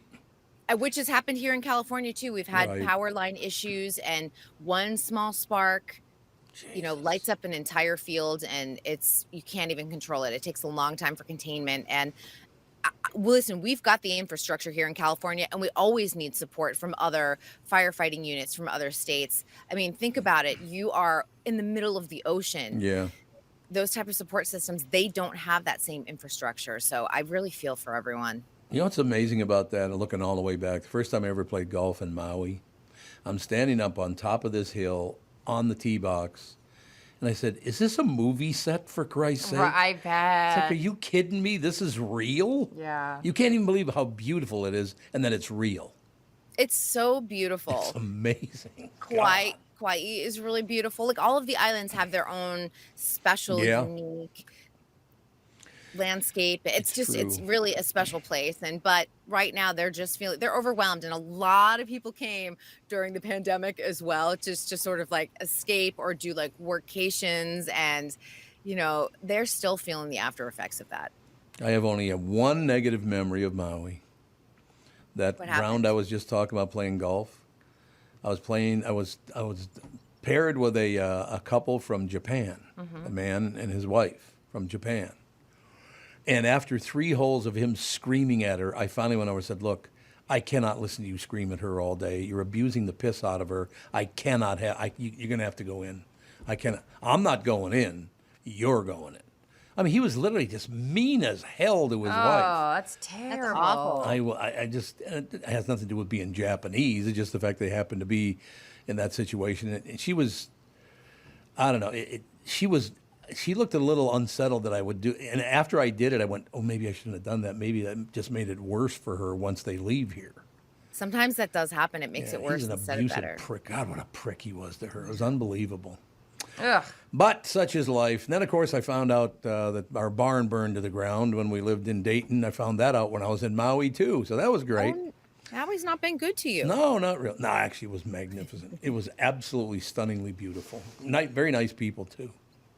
Yeah, and delicious food Yep. and the culture there. It's really a special place, but they need a lot of help. And if anyone's donating, Jason Momoa has been sort of guiding people in the Rock. Obviously, Yep. they have ties to the islands, and just make sure you're donating to a charity that the money is going to go to the actual people who need it. That would be good. We need Maui. There's no question. Are they going to be able to? I understand that the roots of the banyan trees are okay, so they will regrow. Is that true? Yeah, it was on CBS Sunday Morning yesterday. Glad They to showed a lot of the footage, but yeah, you're right. The outside of it is a little singed, but the actual roots of it, they look still like intact and look good. Yeah, that's good. It was amazing just even seeing how much of the structure of the tree, like the trunk, remained. I mean, it was almost it's a sign of hope. I think for a lot of the citizens there, they will really see it as it starts to come back to life, because we do see that too when you have a fire. Everything is just like dark and ashy, but growth starts to happen very, very quickly. It does, yeah. And whenever you have something so tragic happen, just seeing a little bit of color return to the neighborhood really makes a difference, just in terms of spirit and looking forward to the future of what's going to happen to Lahaina. Well, once they open again, make sure you go, ladies and gentlemen. If you've never been to Hawaii, particularly Maui, I shouldn't say particularly because they're all magnificent in their own way. When they do reopen for travel, go, because they're going to need your support. Plus, you are not going to believe how magnificent it is there. Yes, and listen to the people who live there. They'll let you know when they are ready for you to return. Exactly. Do that, because I think that they're all really feeling stressed out, and so many people are displaced, and it's tough. It's tough. One other tip-off I got for you. If you're going to go to a bar in Hawaii, a lot of Samoans live there, so I wouldn't lip off if I were you. I'm just telling you. My God, Samoans are big people. I don't mouth off at bars. Nah, that's probably a good idea not to do it at all anyway. But have you spent any time around Samoan people? Yeah, I was in the Army with a bunch of Samoan people. They it was are huge. wild. They were the most athletic women I've ever met in my life. Absolutely. It was pretty impressive. It was. I mean, Kristyn Burtt doesn't get lippy at a TJI Friday singing karaoke on a Thursday. You don't say. Shocking. Frank Sinatra. I can hear it's all lit up. You call these jalapeno poppers? Kiss my ass. I don't draw any attention to myself, because literally I'm the person you pick up with one hand and throw across the room. So That'll happen. But no, I'm glad everyone's stronger than me. I'm glad you spent some time talking about Maui, because once they open again and want you back, we all should go to support those people. They're really nice people, and it's a spectacular place to just stand and look around and go, holy God. It is beautiful. Mm-hmm. I was supposed to do stand-up there next month. In Hawaii? In Hawaii, yeah. Shut up. Oh, wait, actually, I knew that. That's crazy, though. Which island? I believe it was Maui. Yeah. So unfortunately, we had to back out, but probably it probably will end up getting canceled anyways. Yep. I mean, the show is still going on, but the people I was traveling with were not going to go, and then now after this happened, so I don't know. Yeah, hopefully you can get back there and maybe do a charity show or something once it's ready to start seeing tourist dollars again. That'd be awesome. Yeah. All right. Great. I'm going to test your Hawaii knowledge. Oh. Who is Joe Akupapuli? Gesundheit. He's the radio guy. Good job. How did you know that? Because I've been around you for a long time. Oh, just from hanging out. Joe Akuhead, they called him, fish head. Joe Akupapuli. You, 10 years ago, said that, listen, I've never told anybody this, and you said this on air. Mm-hmm. You said you've never told anybody this, that this is the guy I modeled my radio career after. It was one of them, yeah. And then I became obsessed with him, so I had that guy. I, researched him like crazy. And so it's so funny when you said that, I go, oh, I've searched him. I've read so much about him. Yeah. Yeah. Do you have a fast fact for us, Brittany, that you remember about him? I like That's a really good question. Well, I just listened to a bunch of his audio and I could hear similarities. Like, you're right. You could tell that you were pulled from a lot of inspiration, but it wasn't as animated. It felt more conversational. And what was he pulling that I was listening to? There was similarities, and now I can't remember, but I have a bunch of his audio saved on my other MacBook. That guy absolutely destroyed in Hawaii his whole career. Nobody would listen to anyone else. Oh, he destroyed. I thought you said they destroyed him. No, I was like, he destroyed what? everybody else. I'm like, what happened? I know. I was like, what's the tea? And I can't remember for sure, but I believe he was born in Kansas.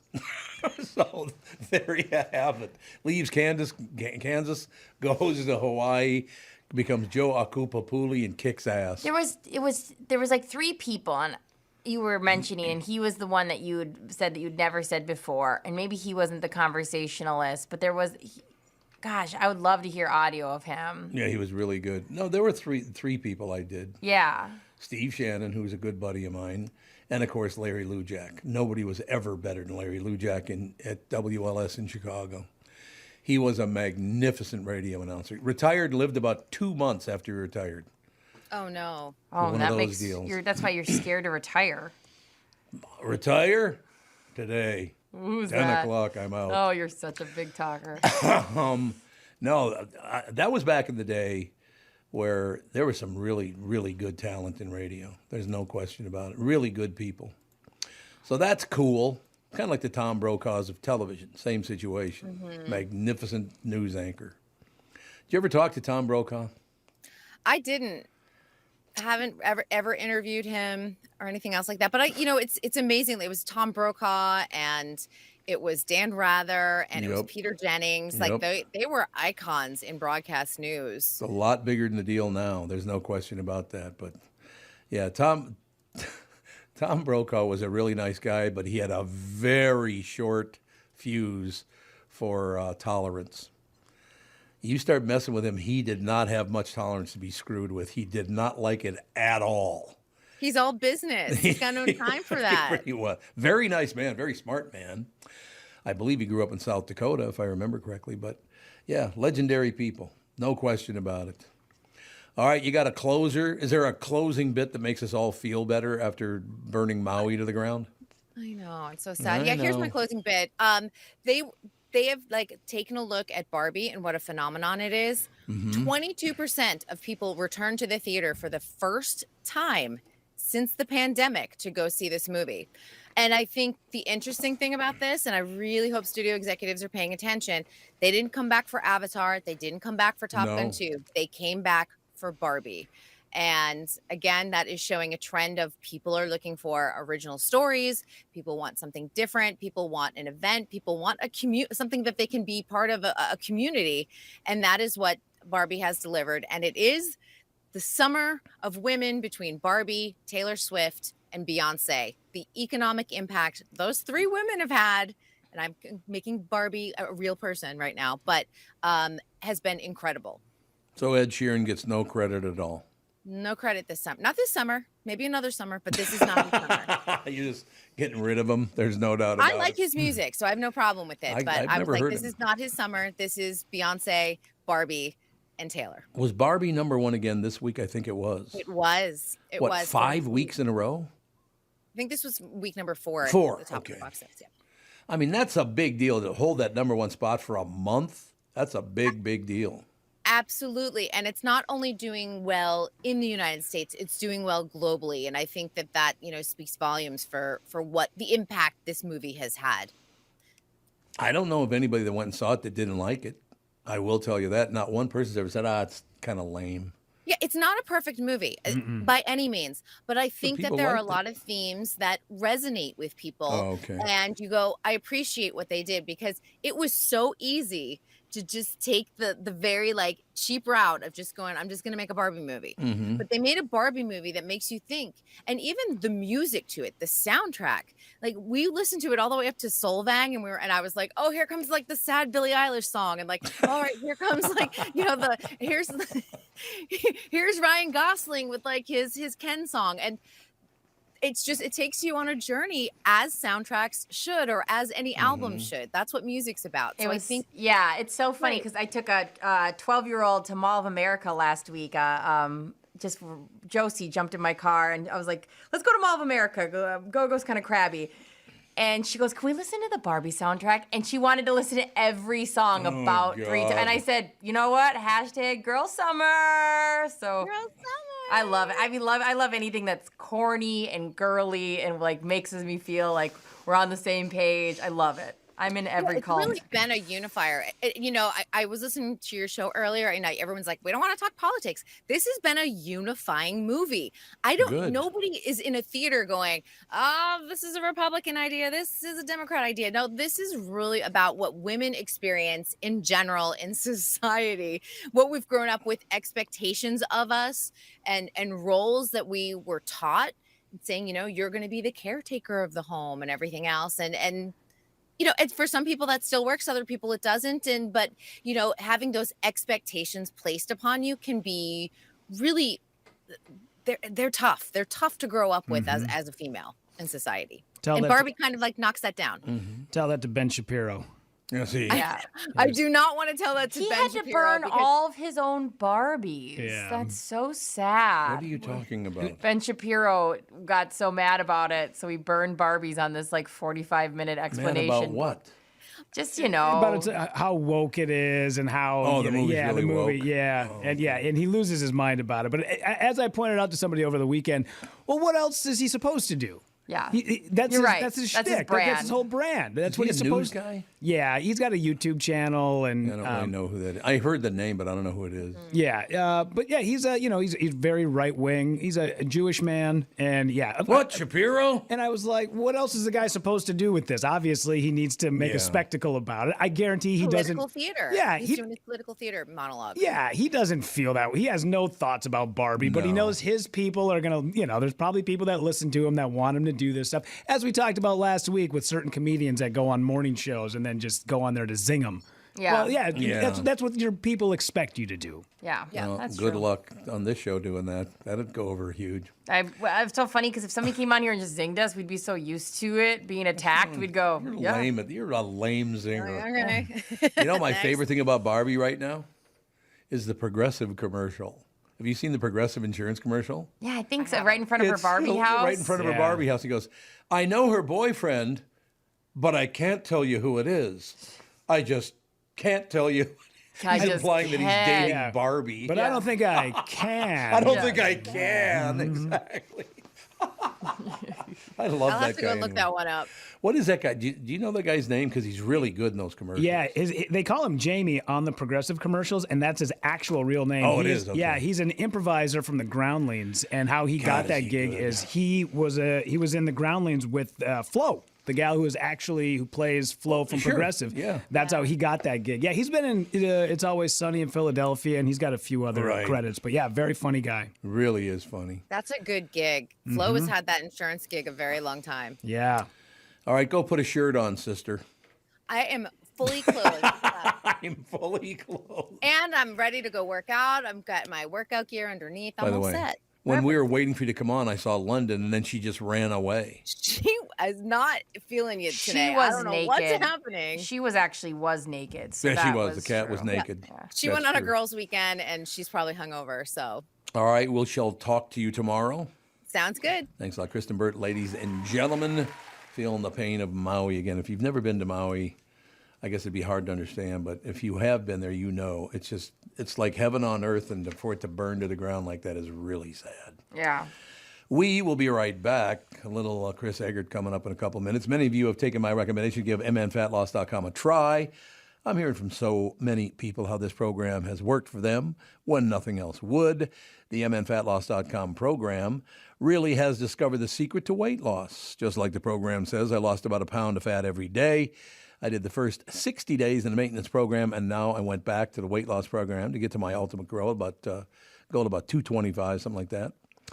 And honestly, it's just not hard at all. I eat real meat, vegetables, and fruits, and I'm not hungry or feeling deprived. They really have figured out the secret to fat loss. If you want to find out the secret to losing 20 to 30 pounds in just 8 weeks, that's about a pound of fat every day. No exercise required. To schedule your free consultation, go to mnfatloss.com. That's mnfatloss.com. Results may vary. Be sure to tell the team at mnfatloss.com that Tom Barnard sent you. There's Killebrew Drive, the legendary road that connects Highway 77 to the Mall of America, and a day of shopping you'll never forget. My current thoughts for the name Killebrew is fun floats in our kitchen with my kids and grandkids, a cool, refreshing break in between innings at Target or CHS Field. Or maybe a perfect sunset paired with a sweet, frothy beverage after fishing or on your favorite walleye lake. Killebrew root beer and cream soda. Grab a six-pack at a grocery or convenience store near you. I'm Tom Barnard. This spring and summer, enjoy the one Killebrew root beer and cream soda. Gluten and caffeine-free with a generous portion of delicious thrown in. Killebrew, where memories are created and legends are made. You need to know a guy for your auto repairs, legal issues, banking, and more. The same goes for investment advice. You need a guy to help you be successful, someone you can trust, who gets results. Well, I got a guy for you, Josh Arnold. Josh gives you straight talk, not sugar-coated advice about your financial situation. Josh has seen it all when it comes to economic and market conditions, and Josh can make sure that your retirement objectives match your investments. Do yourself a favor and call Josh now for a no-obligation, 48-minute evaluation. You've got nothing to lose, and you'll get a different point of view for your investments. Call Josh at 952-925-5608. That is 952-925-5608. You'll be glad that you did. And tell him his guy, Tom, sent you. Investment services offered by Josh Arnold Investment Consultant, LLC, a security investment advisor. Past performance is no guarantee of future results. All investments involve risk. All comments and opinions are Josh Arnold's and do not constitute investment advice. Tom Barnard is a paid endorser. Say 24 now, 24 minutes after, 25 minutes after 8 o'clock now. Where's Lamo? He's on the phone today because Chris decided to have a dark day over at the television station. What does that mean? Mm-hmm. You can ask him. What are you talking Chris, about? what's a dark day mean? Are you sad? We're in a rerun on Minnesota Live today. Ah. I noticed that. I am not there. I am actually in the front lobby of the car dealership right now, waiting for a little service appointment to get done. It's a big day. Did you find a car for your daughter yet? No. Did you talk to Dougie? Did you go to Flagship Ford? Yeah, we're messaging. I think he's thinking a little bit higher quality than I am, so I need to. I need to find a middle. I need to find a middle ground there. But my other guy's off to college now, so we don't need the car immediately. We won't need. We won't need it again until Christmas break. So I'm going to kick that can down the road for a while, if you know what I'm saying. I understand. Ladies and gentlemen, news brought to you by Mr. Money Talk, Josh Arnold. Call Josh for your free 48-minute financial evaluation. Chris Egert with us from a closet somewhere. Does it sound that bad? No, you sound fine. Mm-hmm. Oh, okay. Normally when I call in using the video, it doesn't really look very good, and I feel like it sounds bad, so I thought I'd just call. Sounds good to me, man. So I was watching your news this morning. Yes, sir. That was good. Yeah, it was a really, really, really not great weekend in Minneapolis this weekend. That's for sure. It's getting worse every damn weekend, and I tell you what, if we don't start paying really a lot closer attention to what the hell we're doing, it's going to get worse and worse and worse. I mean, started with an officer who got shot in the shoulder, ambushed on Friday night, and then later on that night there was 6 or 7 people shot after a punk rock show, and then it kind of just went on through the weekend. So yeah. So Chris, they were having this punk rock show in their backyard, and 2 guys decided to walk down the alley with guns and just open fire on them for listening to punk music. I mean, I don't think they know what the motivation was yet. Mm-hmm. So, I mean, there's really a lot that's not known about that one. That's going to be, I mean, I'll say normally, but a lot of times when something like that happens, it's because somebody was there looking for someone, or they knew they were going to be there. So that hasn't, I mean, because so much has gone on this weekend that one's kind of, I guess we're all sort of waiting to get some more information out on that one. But yeah. It's going to get harder and harder because people literally think they can do what the hell ever they want to now and get away with it. People literally think I can do whatever the hell I want. It's disgusting. Yeah, and I've got a friend. It doesn't matter. I think she posted publicly about it, but Elizabeth Reese from Twin Cities Live. Absolutely. And you were on. By the way, I wanted to correct Sansevere because he said you'd never been on Channel 5 talking about the podcast. Oh, he said never? Oh, I think so. I'm almost positive you were on with Elizabeth and Ben talking about it. Yeah. You? Yep. At the very beginning. Yep. Yeah, that's what I thought. It's all right, Bob. I'm not mad at you. No, he wanted me to be on your news, taking your spot. That's what he meant. Well, that's fine. Anytime you want to do that, I'll stay home. And, and obviously, it's not a very high standard if they let me sit there. But Elizabeth she posted on Instagram this weekend about getting out and finding her happy place because their neighborhood in Minneapolis has been like her house and several of her neighbors have all been like robbed several times over the last couple of weeks and like just repeatedly. And she's somebody who, usually is, she doesn't usually post. And what she posted wasn't bad. She just posted that she's frustrated with, the state of affairs in Minneapolis right now. And, I think a lot of people are. Well, we don't want to enforce the laws anymore. Look, I'm not saying that every cop out there carrying a gun is a good guy because they're not all good people. They're human beings like everybody else. So there's I would say in my life, 99% of cops have been wonderful. And you got a 1% asshole outlet that thinks they can do whatever they want. So, yeah, they're not every cop's a great guy, but I would say 99% of them are. Yeah, I mean, that's funny is like, I think, okay, so like in the military, and I'm not speaking out of term, this is a lot of people in the military agree with me. I would even put that number lower. I would say it attracts, I would say 80% are great people, 20% you're like, you should not be carrying a gun. You're probably right. This is crazy. And the big difference is like it is both in the military and the police is like we are at a point where it's not, and I'm saying brotherhood, even including myself, it's not a brotherhood if you were letting these people stick around. We always protected all of our, people, even the, the ones where we all knew the crazy person, the person who did this and that. And as now we get away from it, it's like, yeah, that's not the way. You can't do that anymore. Like most people in their precincts probably know the officers that they don't trust. And it's like we just have to be at a point where we're telling on each other, How about the neighbors you don't trust because they're psychopaths? Oh, there's that too.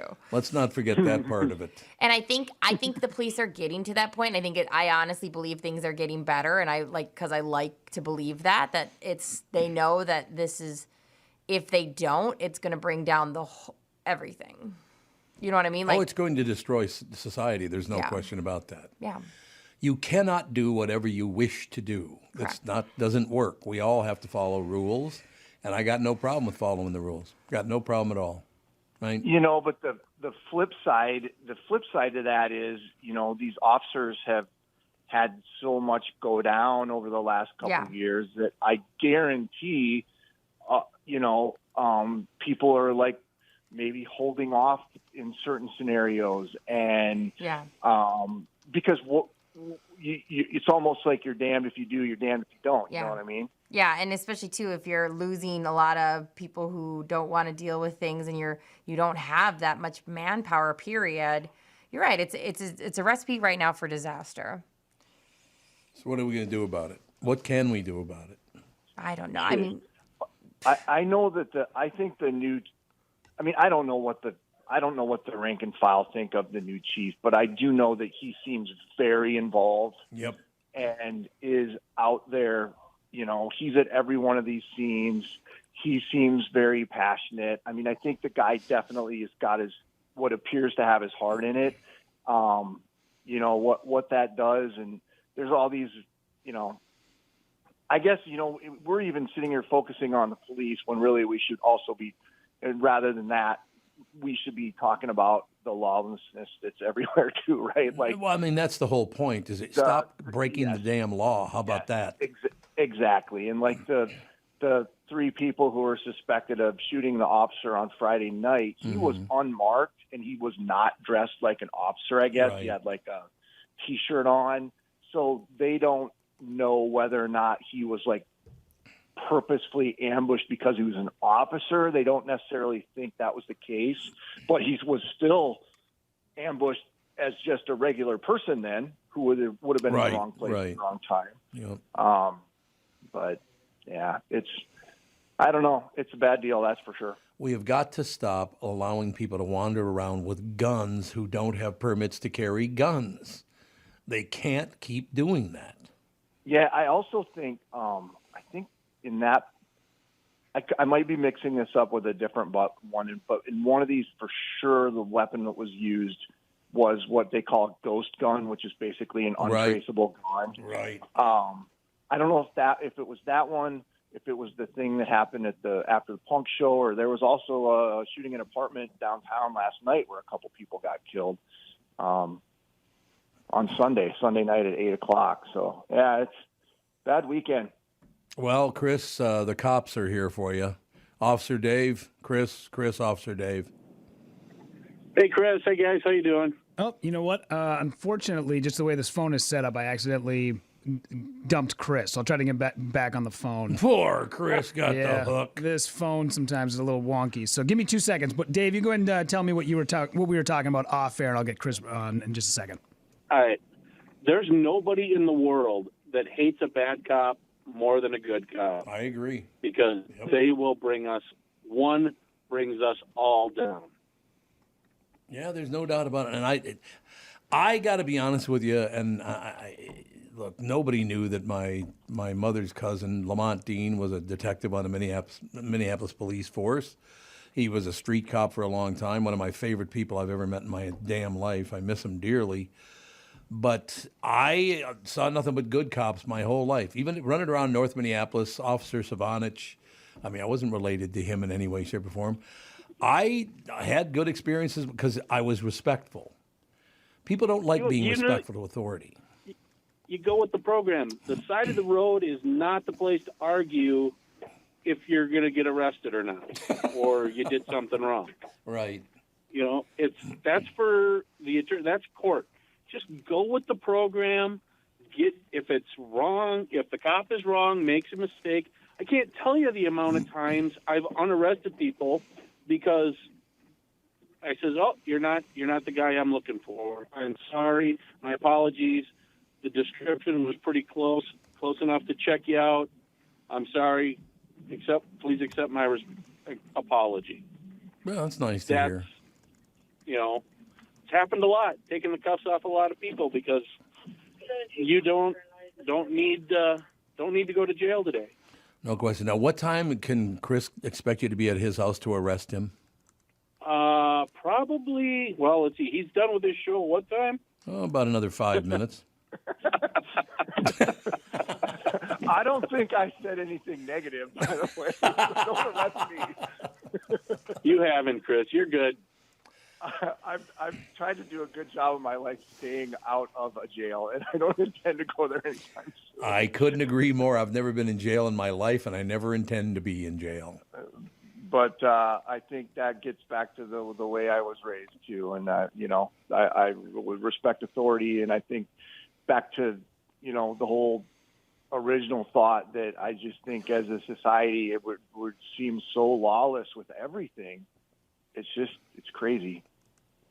Yeah, no question. Yeah. I love having a news guy talking to a cop. I haven't heard this on the air in a bit. I like this, as a matter of fact. Little communication. It doesn't happen very often, Tom. No, it doesn't, and I don't know why. Unfortunately, when it happens, it happens at a crime scene, or it happens when there's, it's a high stress situation. So it's one of my really good friends is a St. Paul police officer, and we'll meet at football games and sit there and talk for, an hour and a half because I'm fascinated to hear his insight on everything, and it's a hard world for them. There's no doubt about it. What do you think of that, Officer Dave? Hard world. And I was out, and they keep pulling me back in. They keep pulling you back in. It's true. All right, Officer Dave, we'll see you on Friday.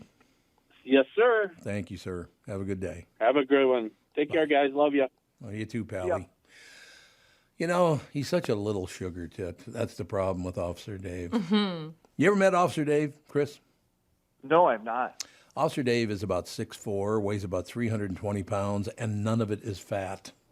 Little feller, huh? He is a gigantic man. I mean, honest to God, he must wear like a size 4X shirt just to get his shoulders in it. Those guys usually don't have a lot of problem with people questioning their authority. Yeah, right. Yeah, you might be right about that. Even the baddest of the bad will look at a guy like that and go, nope, I'm not going to mess with this guy. Yeah, let's not stir the pot too much. Right. But yeah, I was watching the news this morning. I'm trying to think of some of the headlines. Obviously, you were covering Maui, and it's a very, very sad story. But, any other lead stories we should know about? I think the Maui thing, unfortunately, and I heard you guys talking about it with Kristyn, I think they said they've only searched like 3% of, and they've already found close to 100 remains of close to 100 people. I have every confidence that by the time it's all said and done, it's going to be a breathtaking figure. Like it's so, I mean, you guys have seen the video of it. It's like how many people probably didn't even know it was happening, right? Like it just swept through, and it's such a bad deal. And I was really surprised at that figure. The police chief spoke yesterday, and he also was mad because some of the people who were there covering it had been kind of traipsing around in places they hadn't been. I don't know if you guys heard that part of it. He was like yelling at some of the media who were there, which I don't blame him. He goes, and some of you we've seen in places you shouldn't be, and think about what you might be standing on, which was, I mean, that was a hard thing to hear. She's like, oh my God. Yeah. No doubt about it. I'm just looking at the headlines in the Star Tribune this morning. Nice headlines. Man shot at Minneapolis punk show was talented songwriter, dedicated friend. Shooting at South Minneapolis apartment leaves one dead, 2 others injured. I could go on and on and on. All we do every weekend is shoot one another now. It's disgusting. Yeah, there was a lot that went down this weekend. There's no doubt about that. This paper also had something funny, though, that made me, if you're looking at the headlines, you've got it pulled up in front of me. There was something that seemed so trite, but it was funny because it was one, I don't even remember what it was. It was one of those like variety type things. Like, I don't know. Look through there and see what I'm talking about. I'm clicking on Variety in the Star Tribune right now. There's some kind of like goofy thing, and I was like, oh, that's, and at first I was like, with all that's going on in the world, this is what we're talking about. And I'm like, no, actually, it's nice to talk about some of those other things, because things in the news have been very heavy this weekend. Yeah, you're absolutely right. There's a Pipestone National Monument. There's some gigantic notions about a Minnesota Titanic sequel. Yeah, what is that now? I keep hearing about a Minnesota Titanic sequel. What the hell is that? James Cameron was seen up in Duluth. Right. Maybe it was last weekend. Right. So there's all kinds of conjecture that maybe he was up there scouting for an Edmund Fitzgerald movie, which would be cool, by the way. And I've always wondered why somebody hasn't made that movie. Yeah, how many people? 29 people got killed, I think? The Edmund Fitzgerald? I'd have to sit here and hum the whole song for me to try and get to that figure. I don't and it rang 29 times. It was 29, you're right. Was it 29? All 29 crew members died. Yep. I did see this article. I put it in Tom's news stories that it might be the silly one you're talking about. Walker Art Center holds playful demon summoning session for families. What? Wait a minute. Run that by me again. What? Sounds like an Onion headline. Demon? Yeah, it does. Walker Art Center holds playful demon summoning session for families. The Walker Art Center held a pagan ritual geared towards families last weekend with a performance called Lilith the Emphatic Demon. Demons have a bad reputation, but maybe we're not just going to getting to know them, said the event descriptor.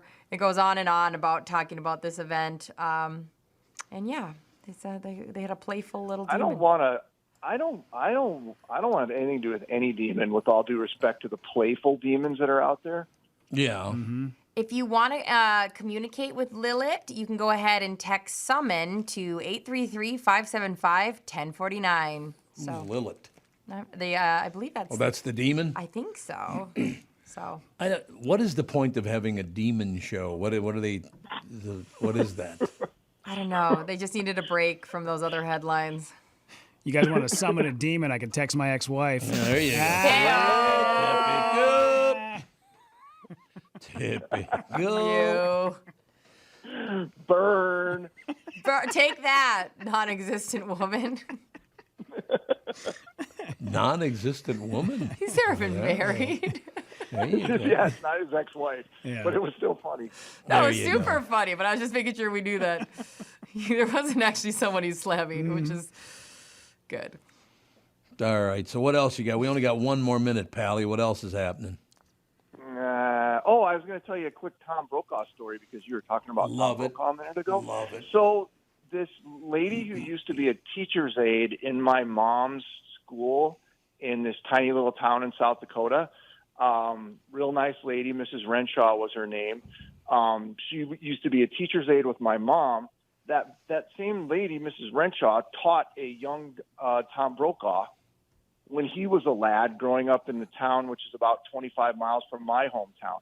So this lady thought it was so cool that I ended up going into the news and that she had taught Tom Brokaw at some point. And I was just happy to be in the same conversation with Tom Brokaw. Yeah. At least if it was Mrs. Renshaw, but it was with Mrs. Renshaw. I just thought that was cool. South Dakota's such a small place. No, it is wonderful. Tom Brokaw is a very, very cool. You know what's so funny about that? The dinner, first time I ever had dinner with Tom Brokaw, there were a few of us invited. It was a really nice evening. And I was sitting next to Tom Brokaw, and Catherine was sitting next to me, and then the 2 chairs to her left were empty. And I found out later the reason those 2 chairs were empty, because Walter Mondale and his wife were coming, but then they found out I showed up, so they wouldn't come. Dang. Really? Oh, yeah, that's true. Yeah, it is. Oh, I get that from politicians a lot. I suppose. Well, because I paint them as complete frauds who are in it for the money, that they get a little offended by that. You call them all out for what they are, which is, refreshing. I still love the fact that they have a big complex up in whatever the hell, Brainerd, up in that whole Brainerd area or whatever. But it's hidden away. You can't see the house from the highway. So there's a gigantic sign in the driveway that says Mondale. You can't see the house, but you got to know we're here, so that's good. Yeah, Walter was not my kind of guy, let's be honest. No doubt about it. Right?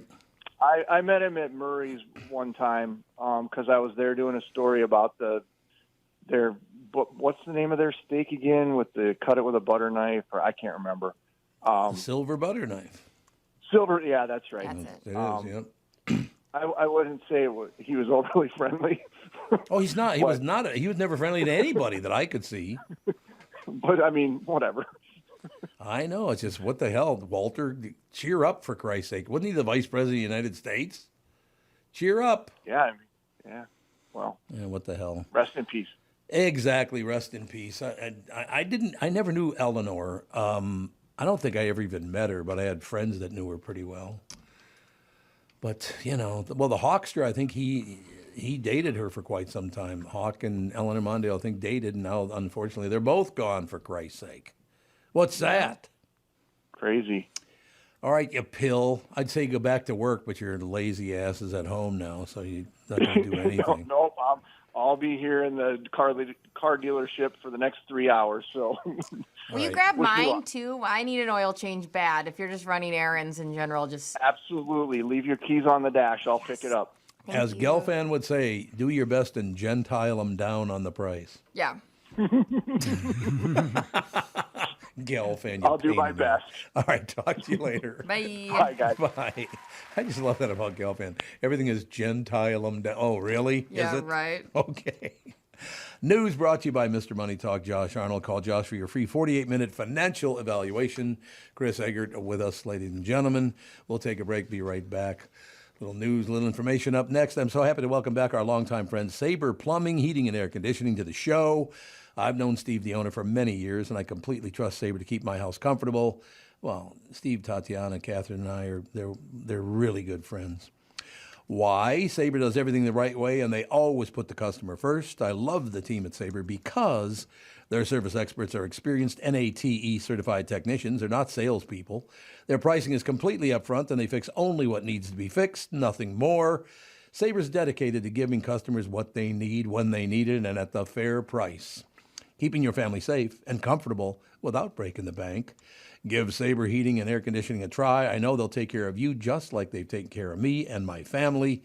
Whether you need a new Bryant furnace or air conditioner replaced or just simply need a service call to get you going again, go to saberheating.com. That's SABRE heating.com. Sabre and Bryant, whatever it takes. I'm here talking with my friends Michael Bilski and Brad Huckle of North American Banking Company. Guys, it seems like banking has changed quite a bit since you first opened your doors in 1998.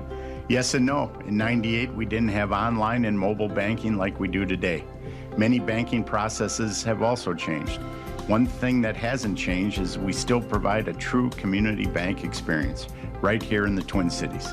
Our team takes the time to get to know our customers and their goals. This creates a relationship that is unique in banking today and one our customers appreciate.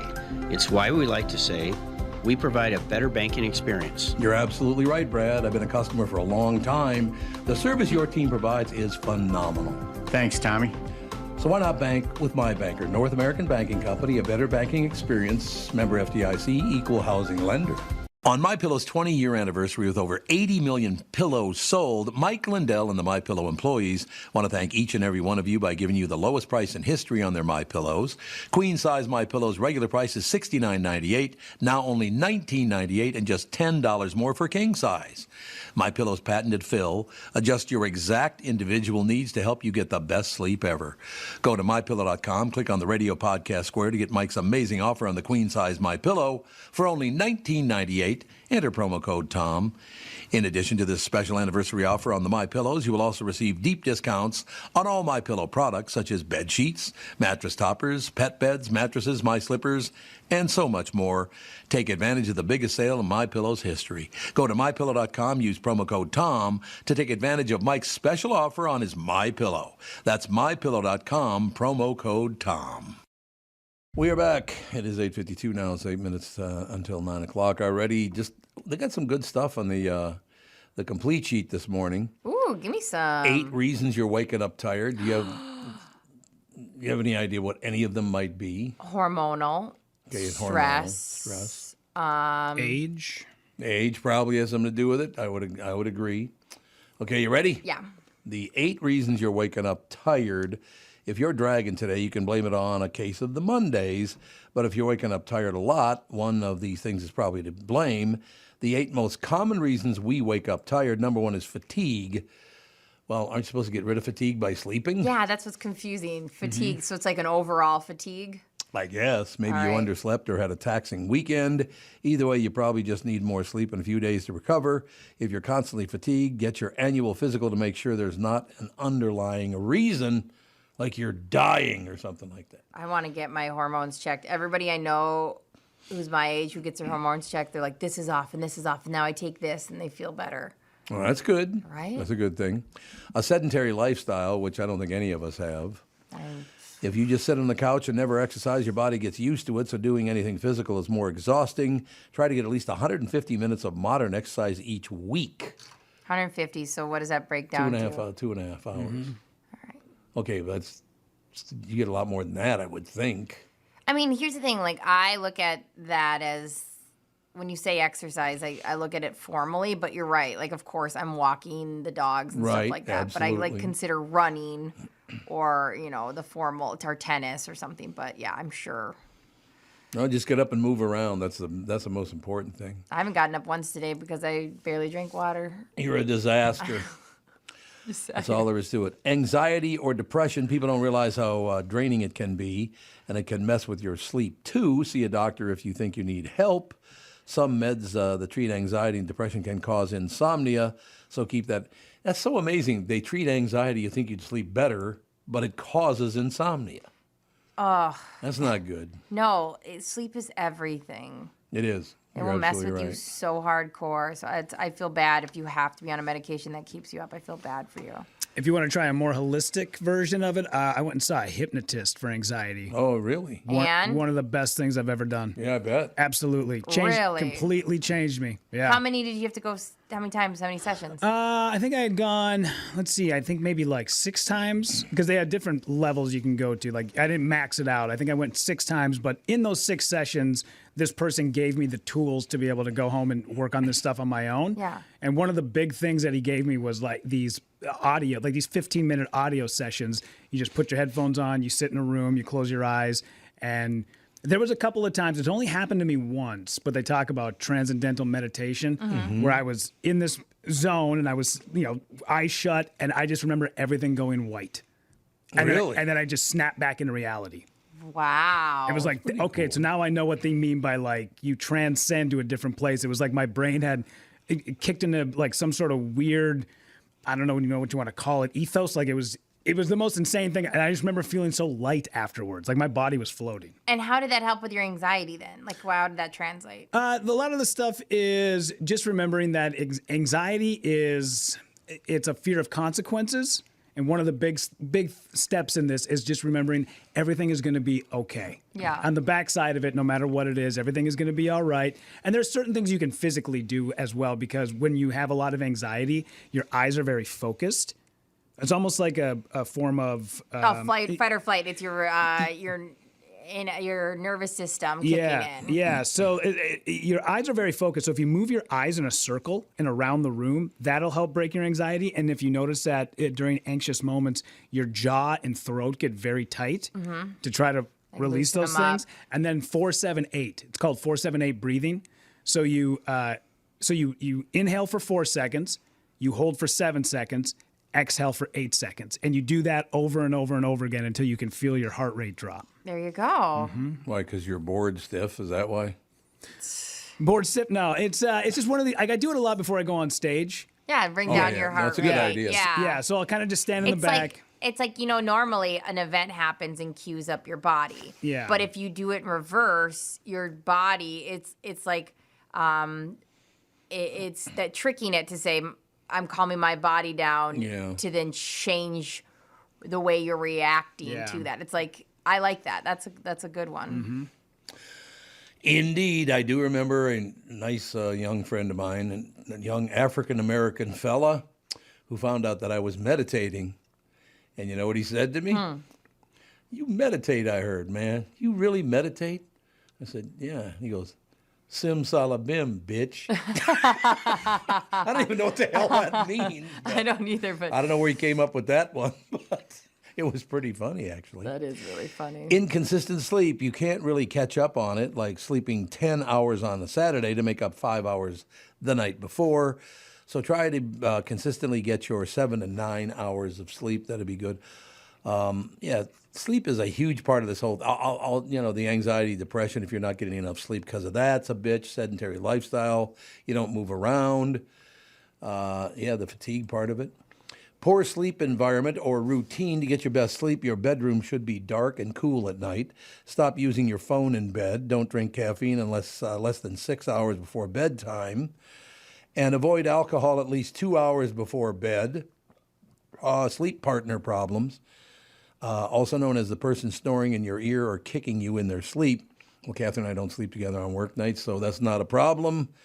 I don't really have. I have a lot of anxiety still. That's the one thing of all these. There's only one more sleep disorders. People with sleep apnea can wake up 50 to 100 times throughout the night. 100 times a night they wake up. Man, that's got to be horrible. That's brutal.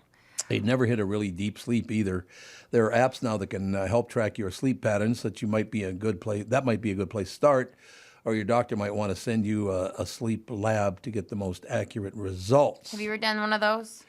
A sleep lab deal? Yeah, many, many years ago. The problem that I literally have is a carryover from as a kid. I get a lot of anxiety when I sleep. I don't have a lot of anxiety during the day when I'm awake. It's only when I'm asleep that I get a lot of anxiety. Like the being so vulnerable kind of feeling? Yes. Yeah. And have you ever talked to anyone about that then? Mm-hmm. Yeah. They said just bring a gun to bed with you. I'm sure that's the advice they gave you. You don't think that's what happened? No, I don't think that's what happened. What the hell? It all works out in the end. Yeah, anxiety is a big...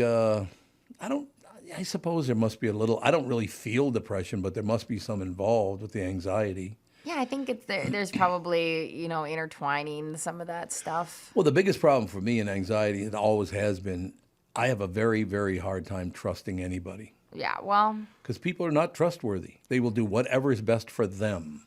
That's a hard one because I'm sure you've been proven right many times. And I don't even do it on purpose, but it's like, well, why should I trust you? You're probably a pain in the ass. Yeah, I've been met with that for you and other people in my life for sure. And I think it's hard because sometimes it's a self-fulfilling prophecy, right? Like you push people away and then they're like all of a sudden, well, screw you over because at that point they hate you because whatever. And then sometimes it's just a correct prophecy that you've been right before. And so that's hard to prove. It's a hard one to do. I never had anxiety until the first time I really felt it was when I was pregnant. I all of a sudden had that generalized anxiety of, I don't know why I'm anxious. I just know that nothing's going to go right feeling. And that is so people have to deal with that all the time. That's a terrible feeling. It is. I can understand that. Yeah.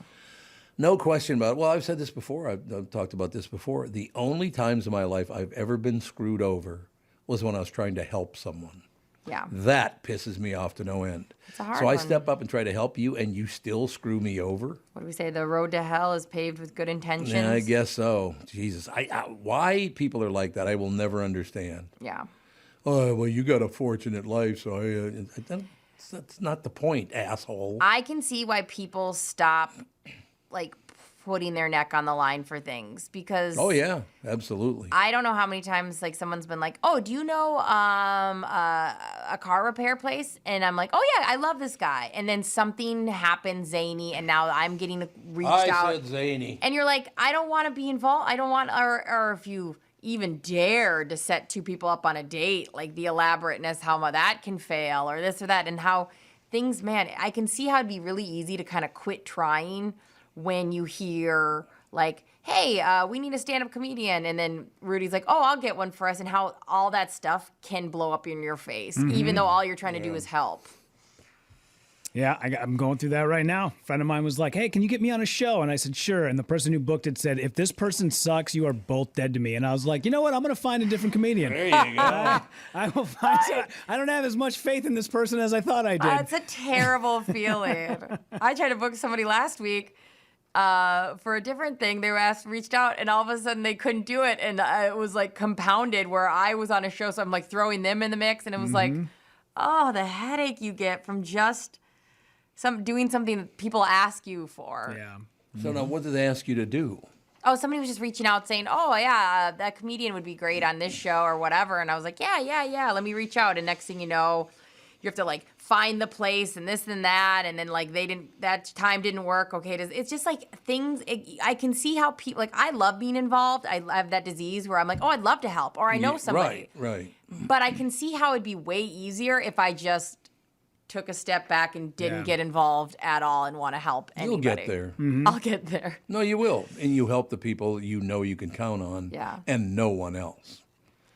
I mean, look, if somebody got hit by a car, I'd go to help them. Obviously. That's not what I'm talking about. Yeah, obviously. But most people are just not trustworthy. They but aren't. you talk a big game, but if I said, oh, I need I'm trying to think of what we don't, a good dentist, you would be like, here's your person. You would. Yeah, but I know you. Yeah, but I feel like you would get involved. Maybe you don't. Maybe you don't get involved in overhearing the conversations and wanting to input. Listening on other people's conversations. Just if somebody came in here with a dilemma, I've seen you do this though. Where you go, here, I got the guy for you. Reach out to this guy. Yeah. But you're right. That probably has bitten you in the ass before. It's mostly when money's involved. Whenever money's involved, then you're screwed. Yeah. Because people will do anything for money. Right.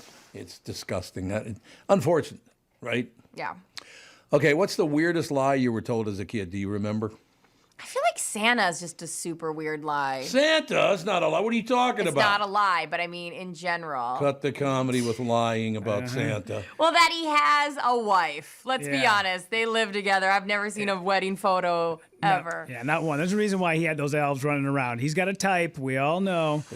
I think the biggest one that always drives me insane, and I still hear people do it today, you can't go swimming a half hour after you eat. Such a weird one. You're going to cramp up and die. Oh, really? Because I had a half of a Triscuit. Now all of a sudden I'm going to end up in the bottom of the pool? Also, That's what they think. I don't cramp up in general, but why would then swimming, me, the way I swim is a very casual way to hang out. Why that would all of a sudden, that's a weird one. How about you, Tom?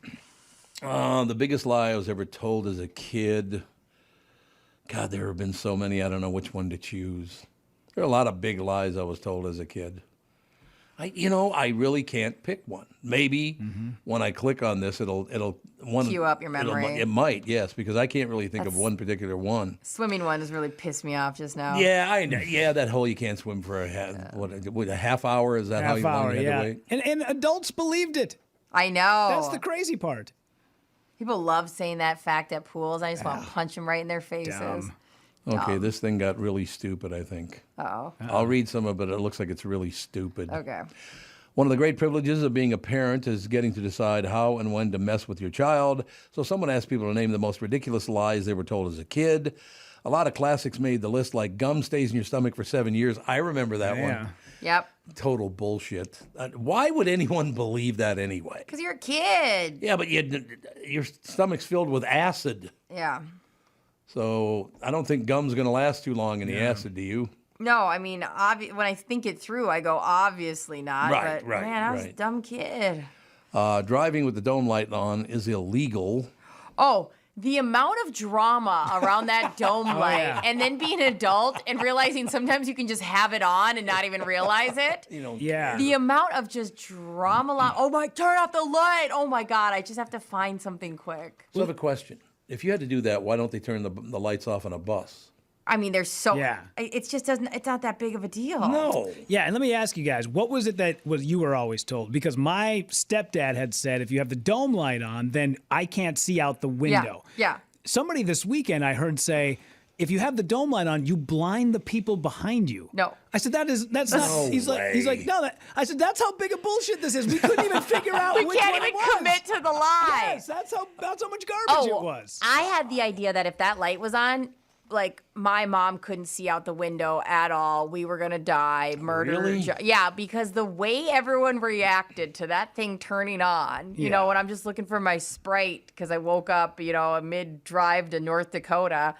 The way people reacted, I thought you would go blind. You can't see the road at all. Mm-hmm. How do you think that started, that the whole dome light was a problem? Because it was never a problem. I don't know. How did it start? It's a power struggle. There was a stepdad who didn't want his kid to turn it on. It was like, hey, turn it off. It's like, why? What's the big deal? Because we'll die if you don't. Do you think it was the sucks the power out thing? Maybe. I don't know. Oh, my God. These are all things that kids were told as children. All right, I'm so Some of these scared. are just ridiculous. Like the first one.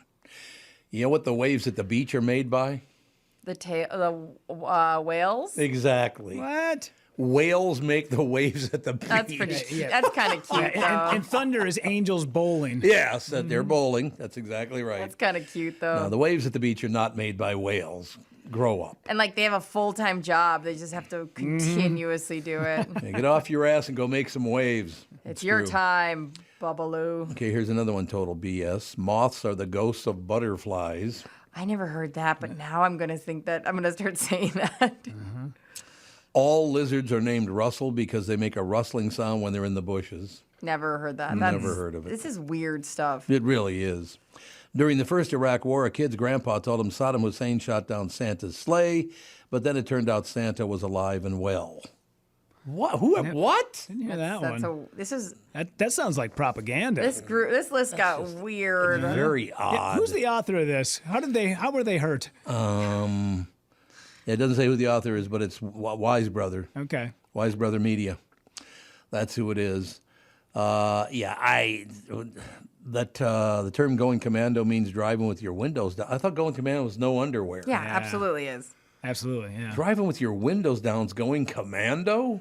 I never heard of these things. No. Yeah. Maybe I don't have a lot of liars in my life. Your blood is blue inside your body. Oh, I did hear that because of your vein. That was a big one. Your vein is blue. Now, see, we were told purple. It didn't turn red until it hit oxygen. Yeah. Oh, my gosh. I was always told, blood is blue in your veins, but once it hits oxygen. Yeah, for sure. Your blood is blue inside your body. It only turns red when exposed to oxygen. A lot of adults still think that's true, by the way. It's ridiculous. That knowing algebra will come in handy someday. Also, the math teachers who said you won't always have a calculator in your pocket. Well, yeah, they didn't know about cell phones back then. They were lying. They didn't know they were lying. Yeah, it's true.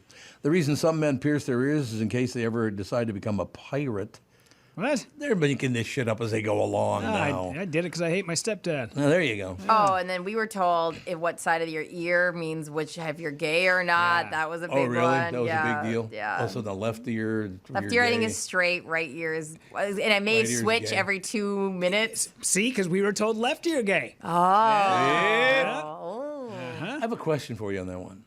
Why would I give a rat's ass where you wore your earring? No, it's I've never understood it. It's just trends. It's like absolute trends, and then it's just a reason to make fun of whoever you want to make fun of. Okay, it's ending really poorly here. There are 2 more. 11 months of the year, the Easter Bunny lives on Easter Island. Nope. Well, that's something they probably made up because a kid thought that was cool or something. Yeah, that's cute. This last one is the dumbest thing I've ever heard in my entire life, and people cannot possibly believe this is true. Babies eventually lose their baby arms and their adult arms grow in. Why is it I've never seen the armless baby then? Oh, my God. It's cute. Because if you lost your arms, they'd be gone for a while, and you'd be armless, wouldn't you? I can't wait till Gogo just sheds her baby arms. We're going to keep them forever. Baby arms. Yeah. It's true. Hang them from the rear view. Yeah. People sure do keep weird stuff, though. Like, the other day, someone was telling me they found all their old teeth. Their parents gave them all their old teeth. They kept all of them. Oh, really? Ish. I know. No. God, that would be terrible. I know. But it's funny because I could get the first one, right? I don't know why. Like, it happened. You have to do, whatever. But, like, I can understand the first one. But then you start collecting them all, and you're like, what are we doing here? Yeah. Yeah, that doesn't make a whole lot of sense. You need once you need a container, you gotta start questioning what's going on for the teeth your children once had. We didn't keep. Did you ever keep any of that stuff? No, my mom didn't keep any of that.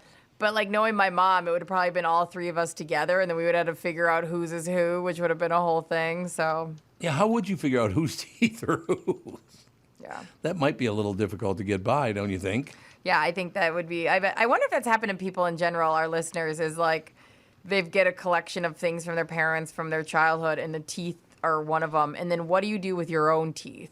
Like, there's no normal thing to do with them.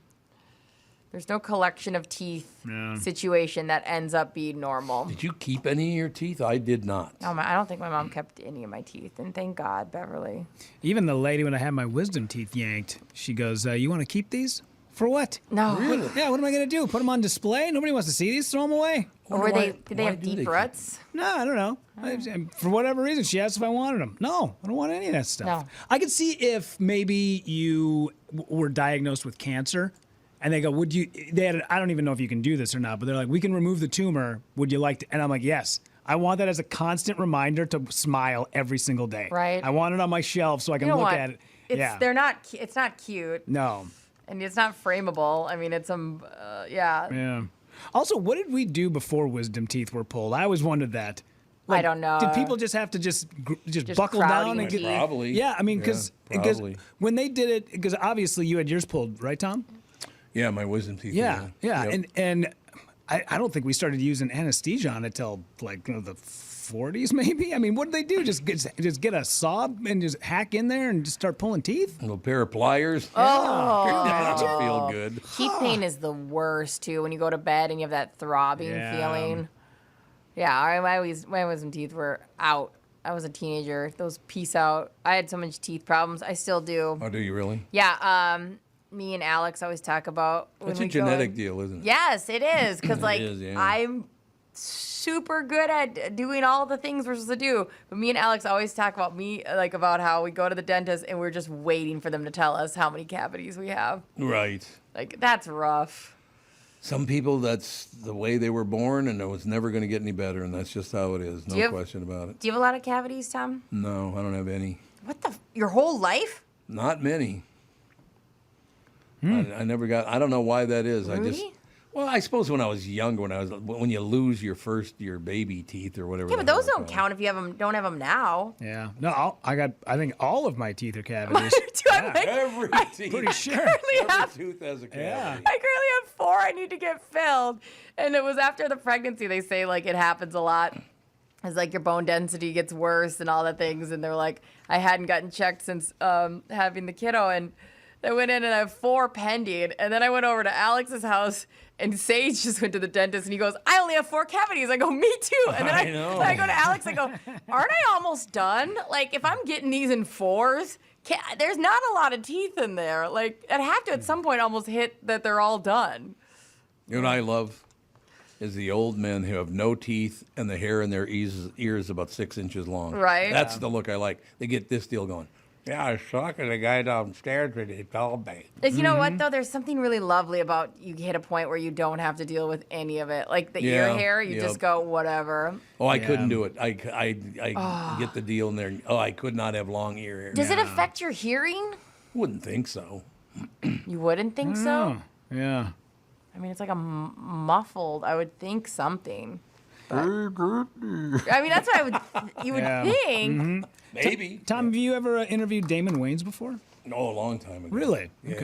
Okay. For whatever reason, I would love to run into that guy and just thank him because when his last special is maybe second to last special, this must have been like mid-90s when it came out. I was at my cabin with my grandfather and my uncle, and we watched it. And my grandfather laughed so hard at Damon Wayans, he shot his dentures out of his mouth. Oh, my God.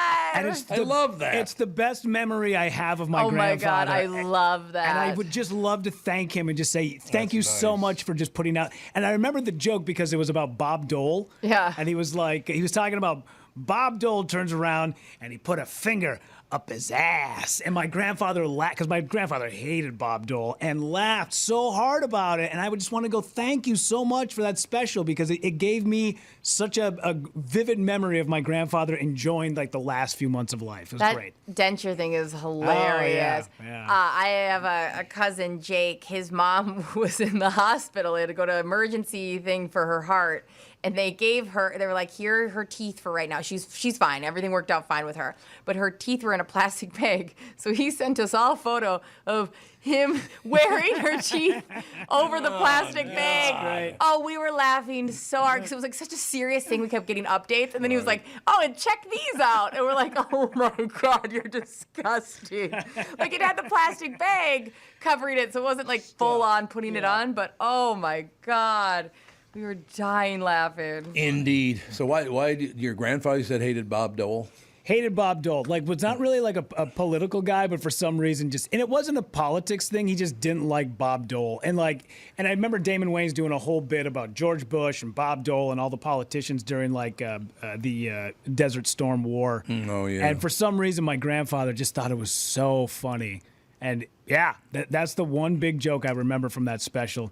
In fact, I could probably find it. I bet if I looked hard enough. But yeah, for whatever reason, I just remember he would not stop laughing. And in fact, I love that. And the next day we were like sitting around like having a bite to eat, and then I could just see my grandfather smirking. I was like, he's thinking about that Bob Dole joke. Oh, fun! I will tell you, honest to God, the reason I asked you that very question is, your grandfather probably hated Bob Dole because Bob Dole came on the morning show in the old spot. Mm-hmm.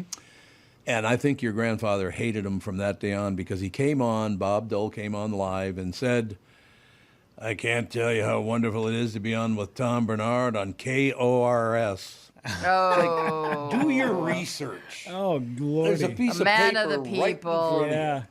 It's like KORS. Yes, on Coors Radio, we got her all covered.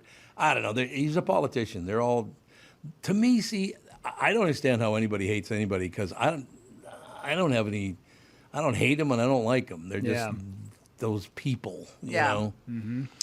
But I suppose if you got, was your grandfather like a big union guy or something, anything like that? Yeah, my grandfather was. It's funny because that's one of the things that drives it. Yeah, my grandfather was a guy who was And I noticed this a lot with people from northern Minnesota where they claim to be Democrats, but the way they speak is very Republican. Oh, really? And I don't think they realize what side of the aisle they're on. Because a lot of them will vote Democrat, but then I go up for Thanksgiving and I'll watch one of my relatives get a couple of glasses of wine in him, and he'll say things like, they should be drug testing for welfare. I was like, okay, I don't think you know which side of the aisle you're really on here, bud. Because I don't know. For whatever reason, I feel like politics is confusing for people in northern Minnesota. Well, I think he was right about that. They should be drug testing for welfare. I 1,000% agree, but Absolutely. but that definitely doesn't go with the the statement of the party that they align themselves with. Why not? I agree. You should be able to just come and go in between both parties as you feel free. Yeah. It seemed like that when I was a kid. It was like that. Maybe it wasn't. Maybe my perception was off. But I remember parties being able to talk to one another, and it wasn't, this is how you are, and oh my God. It's like, settle down, for Christ's sake. Whatever. All right, we got to take a break because Phil Mackey's coming up in just a couple of minutes from now. Let's talk about acoustic wave therapy and whether or not this therapy could be right for you. What is it? It's the latest advancement in the treatment of erectile dysfunction, and it's been offered at Twin Cities Premier Health in Edina. Being offered right there. Matter of fact, I'll be there on Thursday. Acoustic wave therapy is a non-invasive, non-surgical, highly effective science-based procedure that creates an increase in blood flow, always good for you, and treats the root cause of most erectile dysfunction. Right now, Twin Cities Premier Health has a special offer. A free treatment and a free consultation when you book today. This is valued at $800. Use savings code TOM at TwinCitiesPremierHealth.com. Just like I've experienced at Twin Cities Premier Health, there are no medications to take. You'll notice their work is overseen by highly trained health professionals all along the way. If you aren't interested in continuing to take a pill to create a pharmaceutically induced erection and take away all the spontaneity in your love life, connect with the team at Twin Cities Premier Health like I did. Right now, receive this special offer. A free treatment and a free consultation when you book today. That, as I said, is valued at $800. And like I said, I want to point in, I didn't have any problem with erectile dysfunction, but I want to ward it off because I'm at that age now, right? So it hasn't happened yet, but you can ward it off as well. You can reach them at my unique phone number, 952-395-4346. That's 952-395-4346. Or go to TwinCitiesPremierHealth.com and use savings code TOM. Hi, I'm Mike Bryant, and I'm driving my car safely and legally communicating on my phone. Minnesota law allows a driver to use their cell phone to make calls, text, listen to music or podcasts, and get directions by voice command or single-touch activation without holding your phone. Violations are very expensive. The National Safety Council reports that cell phone use while driving leads to 1.6 million crashes per year, and nearly 400,000 injuries are caused by texting and driving. Not surprising, since 4 seconds with your eyes off the road is like driving the length of a football field blindfolded. And research shows that just 2 seconds increases the risk of an accident up to 24 times. Texting may only take a second, but it can end your life or ruin it forever. Please drive safely and stay alive. Find Bradshaw and Bryant, personal injury attorneys at minnesotapersonalinjury.com. Bradshaw and Bryant. There's a guy named Tom Cross who likes to do kite things. Tom takes the phrase, go fly a kite, to an extreme, and for years goes all over the country in search of great kite flying events. Lincoln City, Oregon comes to mind with Chinook winds and 7 miles of pristine beach that draws folks from all over North America for the best kite flying conditions in the world. Tom brings a little Minnesota with him when he goes to Lincoln City in his new 2109S Rockwood Mini Light travel trailer. The new lightweights from Rockwood are very popular. Tom hauls his trailer from Niemeyer Trailer Sales in Albertville and Elko New Market, Minnesota. Niemeyer Trailer Sales is the only place Tom would prepare his next kite flight. Solar panels, exterior griddle, air conditioning are just a few of the standard features in his Rockwood by Forest River, from the place that is your ultimate RV headquarters since 1965. This is Tom Barnard. Visit my friends at Niemeyer Trailer Sales and take your passion on the road. Niemeyer Trailer Sales. Go to NIEMEYERS.com. Niemeyer Trailer Sales. Do you know the secret to losing up to 1 pound of fat every day? Hi, I'm Dr. Adam Schatzko with MNFatLoss.com, and I know the secret. Our unique weight loss program makes it easy to lose weight, get healthy, and get your energy back naturally, safely, and effectively.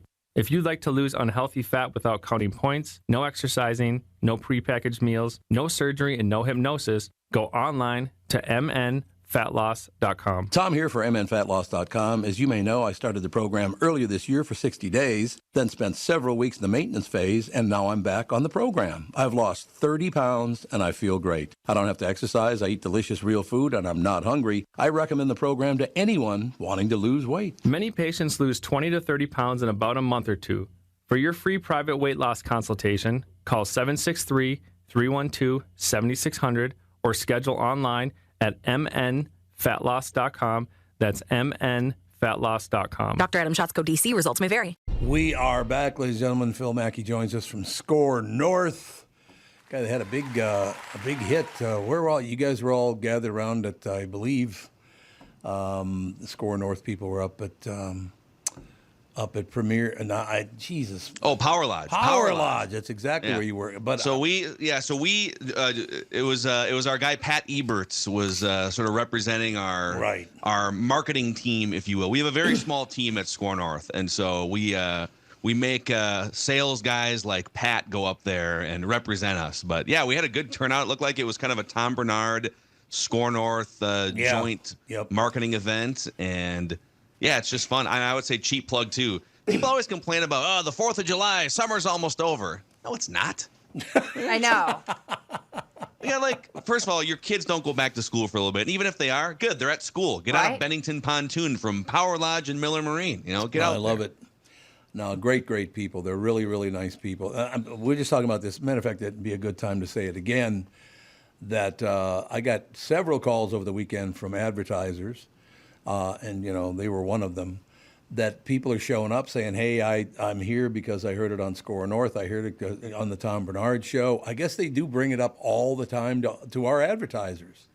It's one of the coolest things, I think, and not to be, I guess not to be too cheap pluggy here, but, we literally will get, like on Purple Daily and Mackey and Judd, TCL TVs is a longtime sponsor, and Surly Brewing Company. And every weekend when people are just kind of kicking back, people will send us pictures of the TCL TV they bought at Best Buy, or their 3 Surly IPAs in their living room or whatever, or they'll see how many sponsors they can put in a photo. Like, hey, I'm watching football on a TCL TV. 3 beers in, Surly, and I'm wearing my Chill Boys boxer briefs, which is we don't need a picture of that, but we appreciate you. You can send that to my way. I'll go ahead and take a peek. That'll be good. We don't need that one. No, it's just very, very nice of the people to do that. Matter of fact, Michael Bryant was over at Freeway Ford to visit Doug Sprinthal. While he was there, a guy came in and said, hey, I was listening to the Tom Barnard podcast. That's why I'm here. I mean, it's very nice of those people to do that, and we want you to know how much we appreciate that. Yeah. I think people sometimes, people will ask, hey, how can I support your show? How can I support your podcast or whatever it is? And obviously, listening to our content is always the first thing you can do, or watching the content on YouTube in our case. But the second thing is literally just go and buy things from our sponsors and tell them where you heard about us. Those are always the best ways you can support, whether it's us or anyone that you listen to on a regular basis. That's how we stay employed over the years. Yeah, and Tom talks a lot about how people don't use the promo code anymore. And that's how advertisers know where they heard us. You know what I mean? I know you get to save 10% and a lot, but that's how they know. So please, when we say use the promo code Tom, please use it. Or if we say, tell them Rudy sent you. No, literally tell them Rudy sent you, because it's our way of sort of time stamping the, the interaction. Yeah. No, Minnesotans are very good about that. I literally heard from a ton of advertisers over the weekend, the last 4 days actually, that it's been happening more and more and more, and it's terrific. We're still going to figure out a way to, because I ran into 12 people while I was out roaming around at the splash pad out in Delano, and then we went to a corn feed in Watertown, and over the last 3-4 days went a lot of different places, and 12 people came up and said, man, I really wish you hadn't retired. I loved listening to you. Yeah. So I still got to figure out how to get these people knowing that I am not retired, because those pricks over there said I was retired. I know, that's the hardest thing. Well, first of all, people are finding out, and I think it's so much harder sometimes in the podcast world. Like in radio, and this might be inside baseball for people, but if a radio station for the last 50 years switches formats or something, and you're a new morning show, right? You don't start your audience from zero. Right. You start with the cume that's still, and there's going to be some audience turnover or whatever, but you're never starting from zero. When you launch a new digital product, a podcast or a YouTube channel or a social media account, you're starting from zero and you have to build it. You've been podcasting for, a decade and a half, so it wasn't from zero. And the other thing for you is, like, you didn't get to spend a month and a half or 2 months on your old radio station saying, hey, on this date, hey, everyone who listens every day, on this date, this is where you can find me. There had to be sort of a gap because, you're leaving one company and going to another company. So it was the exact opposite. They lied and said I was retiring. Yeah. I don't know why people do that. I don't know. Well, because most of them are booze hounds. But anyway, moving forward. Let's cut deep. Let's go. I know. How many bridges can we burn in one? I love burning bridges. I know you do. You want to be an island. But some of us still need some bridges here and there. Can we just do maybe one segment a week? Tom burns a bridge, and you just pick 52 bridges a year. You just pick one and you nuke it. You know who an asshole is? I'm gonna start drinking in the morning. The asshole of the week here on the Tom Barnard Show. The week. Show. That's absolutely true. Well, as you know, I'm wild about radio people anyway. Starting from the very beginning, I've only been in it for 52 years, and I've never adjusted. I think it keeps you going, man. I think you just need a little. You need to be punching up. You need a little conflict in your life. Yeah, probably true. It kind of keeps you going. That probably is true, no question about it. But I suppose all businesses are like that. You get these certain kind of people. It's like, Jesus, whatever. Yeah. Anyway, on the phone. Well, I wasn't on the phone. I was trading text messages with Judd yesterday. I will not understand, and I will never understand, why you would pull your pitcher when he's at 80 pitches and no one can touch him. Why did they pull him? It's it's funny. The Twins they did that all the time for like 2 or 3 years. Yeah. And then this year, I guess I haven't checked the numbers on this in the last couple weeks, but up until the All-Star break, I think Twins starting pitchers led the league in innings pitched, and they were like dead last year. So one of the big things they changed was, and some of the pitchers griped about this. I remember Joe Schmidt from Channel 5 had pulled Sonny Gray aside last season in the clubhouse and said, hey, they keep pulling you after like 5 innings. And Sonny Gray just cut a vein open. And they listened. The Twins listened. They've kept the starters in longer. But it almost blew up in their face. It almost and I don't know if you did. saw that. The strike 3 call with the bases loaded. Oh, yes. Caleb Thielbar very confidently walked off the mound, but then they show the technology, and it was like 2 inches inside. The batter spikes his bat, gets ejected. But you know what? Here's my retort to that on the pitch that was probably supposed to be ball 4. Just because the robot ump or the TV strike zone says it's a ball, that doesn't factor in. The umpire makes the decision, guys. So if it's 3-2, the bases are loaded, 2 outs, swing the bat, man. I have until they implement an actual electronic strike zone, I have no sympathy at all for these batters that are like, that pitch was a half inch off the corner. I mean, dude, 2 strikes, full count, bases loaded. Foul the pitch off, I guess. Sorry. No, I agree with you. And I will say this. How many times have you been watching the Twins game and go, there is no way that was a strike? It happens all the time. It's been on the Rocco acknowledged after the game too that hey, we're not like keeping score here, but we've been on the other end of that a few times this year, and I think at the end of the year it kind of evens out. Yeah, but I think they needed those 2 wins to salvage a really crappy road trip up until Saturday. It was pretty bad, man. But yeah, 80 pitches in and they pull him from the game. It's like, what are you doing? He should have pitched at least 1 more inning.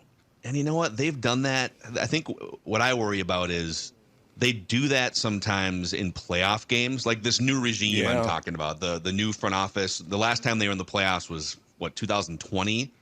But they had a couple instances in 2020, and then I think it was the year before the home run team from 2019, the Bomba Squad, where you'd have like Jose Barrios or Kenta Maeda would be cruising through 5 innings, right? They're at 78 pitches or 85 pitches.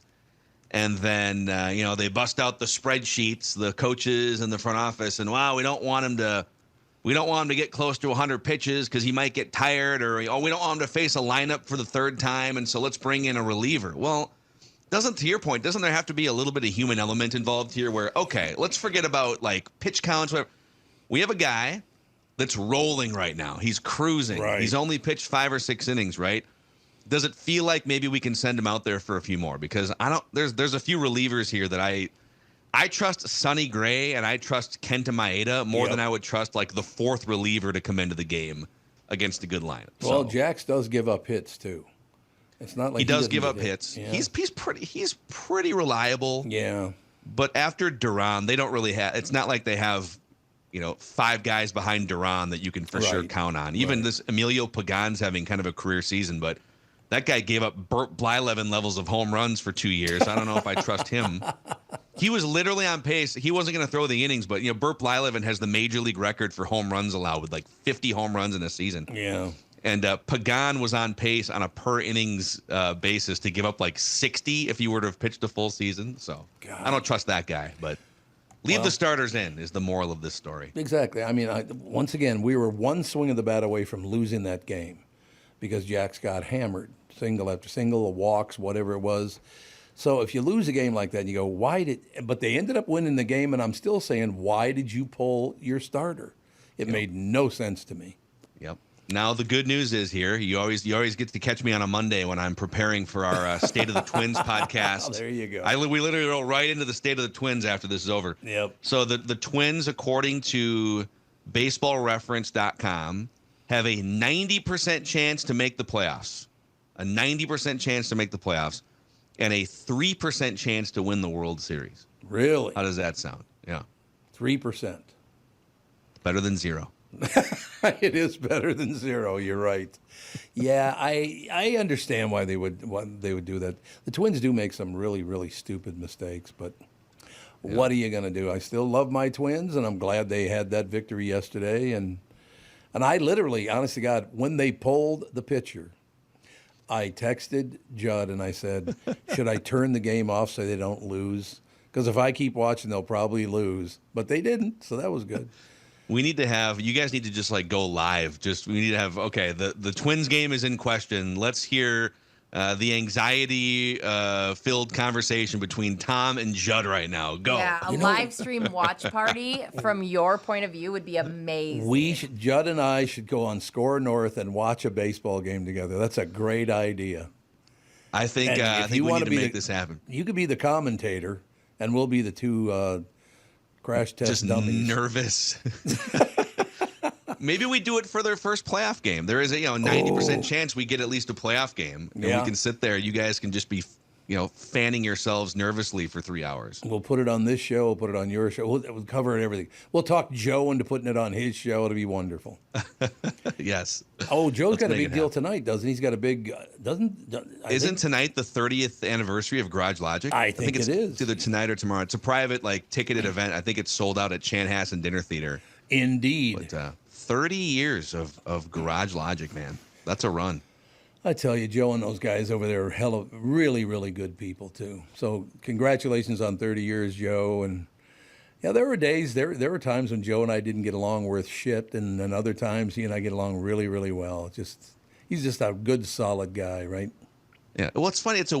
Media, like local media, too, is a weird dynamic because at the end of the day, you're trying to steal audience from people, right? So, right? I mean, that's what it is. Like sharing would be nice. There's a certain amount of people that listen to content, and I want as much as possible, and you want as much as possible. So it can be kind of weird. It can be kind of a weird dynamic between, especially if you're kind of in the same, you're sharing the same demographics of whatever. I want that audience. No, I want the audience. No, I Screw understand. You. But we could share. It's not a big deal. I mean, there are all those other shows out there that have no talent whatsoever. So, they just hand it over automatically. Yeah, like the Mackey and Judd show. Also celebrating an anniversary this February, the 10th anniversary. Anniversary, really? Congratulations. What are you going to get each other? Boy, I think, hopefully we make it there. So let's knock on wood. You're right. Sometimes we feel like Milton in Office Space where we're just like... we're tucked away in the basement. Like maybe do they not know that we're still here? I'm not sure what's going on. I love it when that guy goes, yeah. Yeah. Yeah. I'm gonna need you to come in on a Saturday. Yeah. Yeah. Okay, so the 10th anniversary is tin or aluminum, so lean towards that. You're just gonna get us a a pile of tin foil. Is that what you're saying, You guys have to Brittany? get each other gifts. You guys could get each other like a can of beans. An aluminum can of beans. Yes. Oh God, you Yes. got to go, man. It's 9:40. You have other duties. Hey, a quick shout out. So all week long on the SKOR North podcast, we're looking to raise $10,000 this week, benefiting the Courage Kenny Rehabilitation Institute. So we have all sorts of auction items and buy it now items. If you want to hang with the SKOR North Twins show on the Twins executive balcony, if you want to get dinner with the Purple Daily crew, we have all sorts of things up for bid and buy it now. If I could plug skornorth.com/bid, skornorth.com/bid, and all proceeds will go to benefit Courage Kenny Rehabilitation Institute. So, like what should I bid on? Let's see here. I would say for you, well, I mean, dinner would be fun. We could do a Purple Daily dinner. We could do a dinner with you, sort of a side. I would say, so we have a VIP experience in the Champions Club, and you get a 2023 Twins team autographed jersey is one of the items. So if you want to just like sit in the Champions Club for a game and gouge yourself with prime rib. When does the bidding start? Today. Right now. Right now? I'll send you the link. 10 o'clock a.m. It starts in 20 minutes from right now. 10 o'clock a.m. So I can't bid on this anything Monday. right now. You could go to the website and refresh it for the next 19 minutes. But you can donate already. So I've already raised a tiny amount. You guys have a lot. Like it's just started. So Someone kicked in $315 already. That's before the opening bell. impressive. I Look just at didn't that. want to make it sound like you guys have hit your number. So people keep donating towards that. What did he bid on or she bid on? It was just a donation. You can Was do a that donation? too. Yeah. Well, I want to buy you can donate, you can buy, or you can bid. There's sort of three different options. Okay, how do I buy the jersey? Well, I sent you the link, so we've got that also. No, I don't want to do. I want to do it with Phil. I'm not going on any link. Well, Tom, why don't you just send me, $10,000 in cash, and I'll figure out how to make it happen. You trust me? What a great idea. Okay, well, you can put a bid on. Can you put a bid in for me? Yeah, we can make that happen. Put a bid on for me on the jersey. What is it? The Champions Club how many tickets to Champions Club? Let me see here. So I believe it's 4 tickets to the Champions Club. Let me pull this up here. 4 VIP Thomson Reuters Champions Club tickets for Twins in Texas on Saturday, August 26th. That's a 6:10 first pitch. And then you get the team autographed jersey. And the bidding, so the auction starts at 10 o'clock. The bidding starts at $750 for that right now. $750. Yep. Okay. Why don't we do this? Why don't you take some time, like the audience, because it's going on all week. We got all week here. Oh, you do. Okay. So why don't you and the audience go to skornorth.com/bid, and you can check out the different items, and then we can see where it's best to put Tom's bid. I'm going to put it on that. Real quick, Maggie, before you take off, I want to see, does this go into the coffer too? If I buy these Pearl Jam tickets for VIP suite tickets for $500 each, does that also help raise money?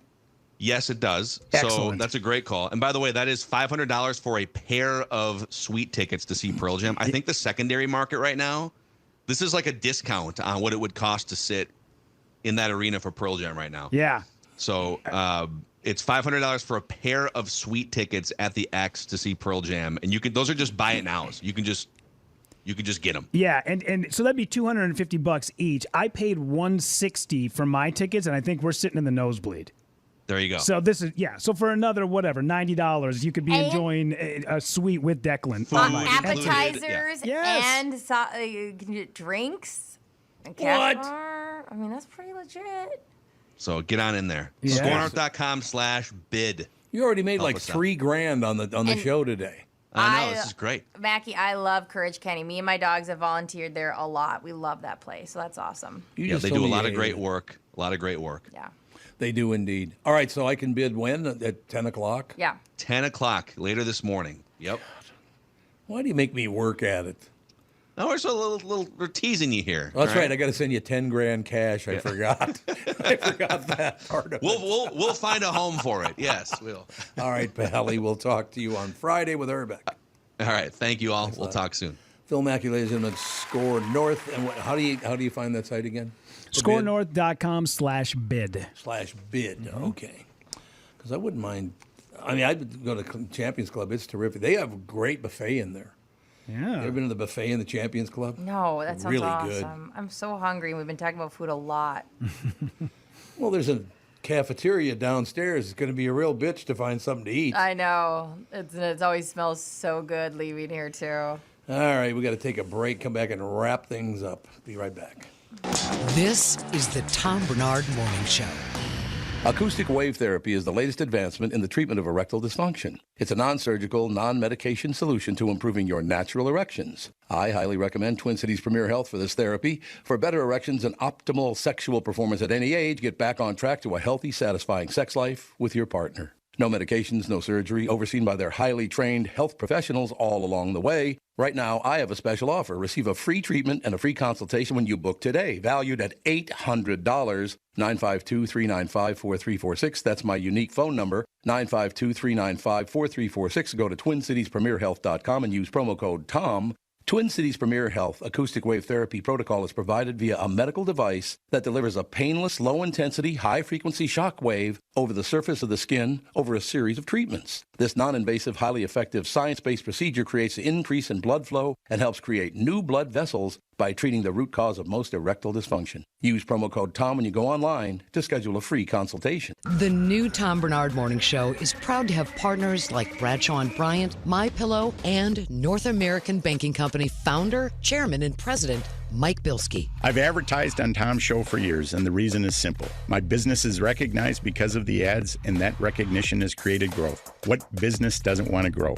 I highly recommend the Tom Barnard Morning Show for your advertising. Grow results for your business by partnering with the Tom Barnard Morning Show. Visit TomBarnardShow.com, keyword partner. You need to know a guy for your auto repairs, legal issues, banking, and more. The same goes for investment advice. You need a guy to help you be successful, someone you can trust who gets results.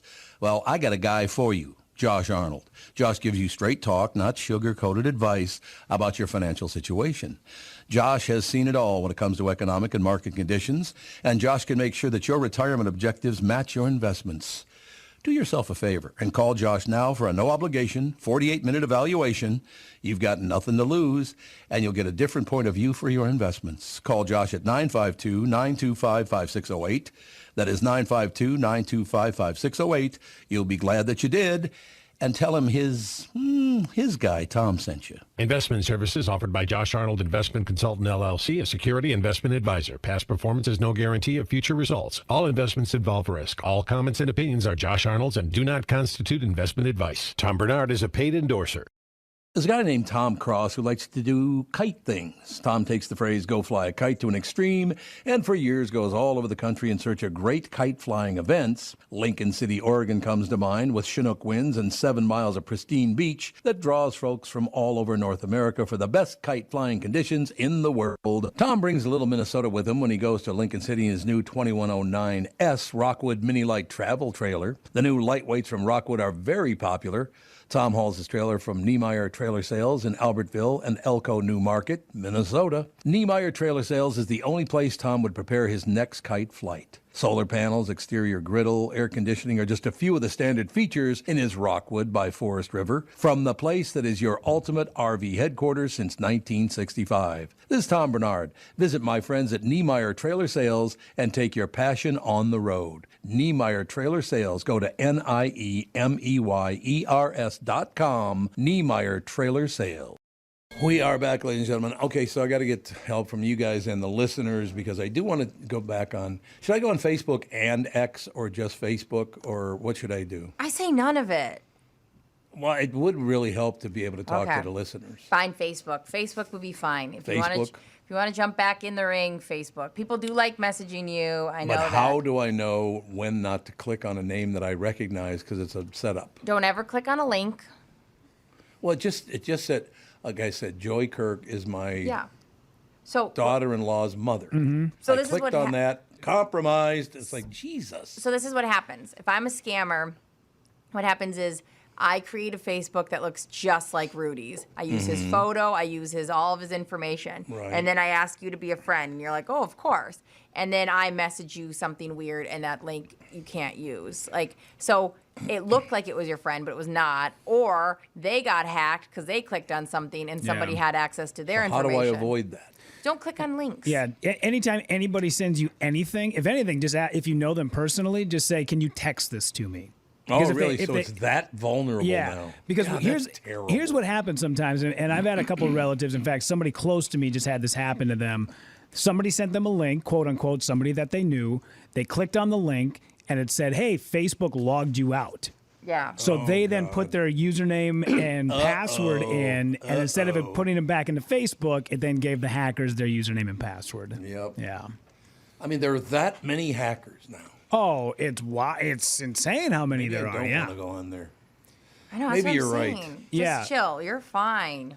Remember when criminals were quaint and would just steal your car stereo? Yeah, exactly. Now they just break into your life. And now it's your entire bank account. Uh-huh.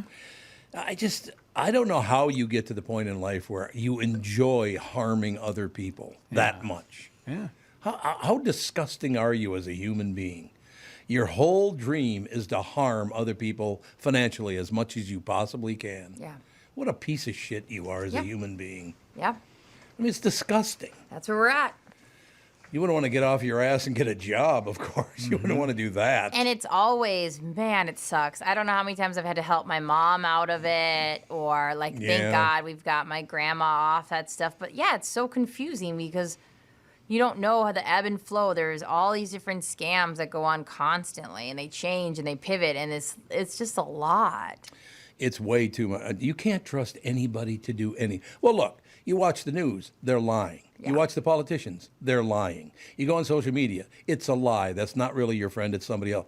The lying is so very important to people now, and nobody cares how much they lie. Yeah. It's disgusting.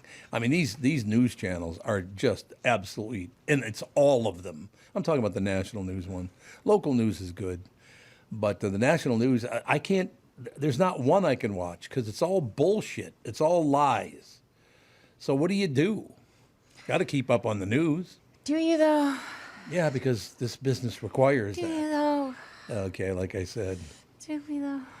No, I agree. I know. I go in and out. I definitely don't. I'm not as, you got to find a happy balance for sure, right? Like, you can't commit yourself to 24-hour news Well, no, information. but you need to know the headlines of what's going on in the world. I agree. I also think you got to take everything, obviously, with a big grain of salt, no matter where you're getting it from. I don't know if there's an unbiased news that we have. There is no such thing. Local news is pretty unbiased.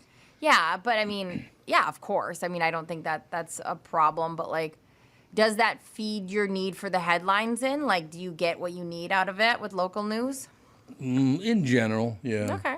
And then the one I trust the most is the Wall Street Journal because they don't really lean far left or far right. They're kind of like lean both ways. Okay. Yeah, they're pretty good with that whole deal. So the Wall Street Journal's good. Because I don't know, like, I mean, I read articles from the Wall Street Journal.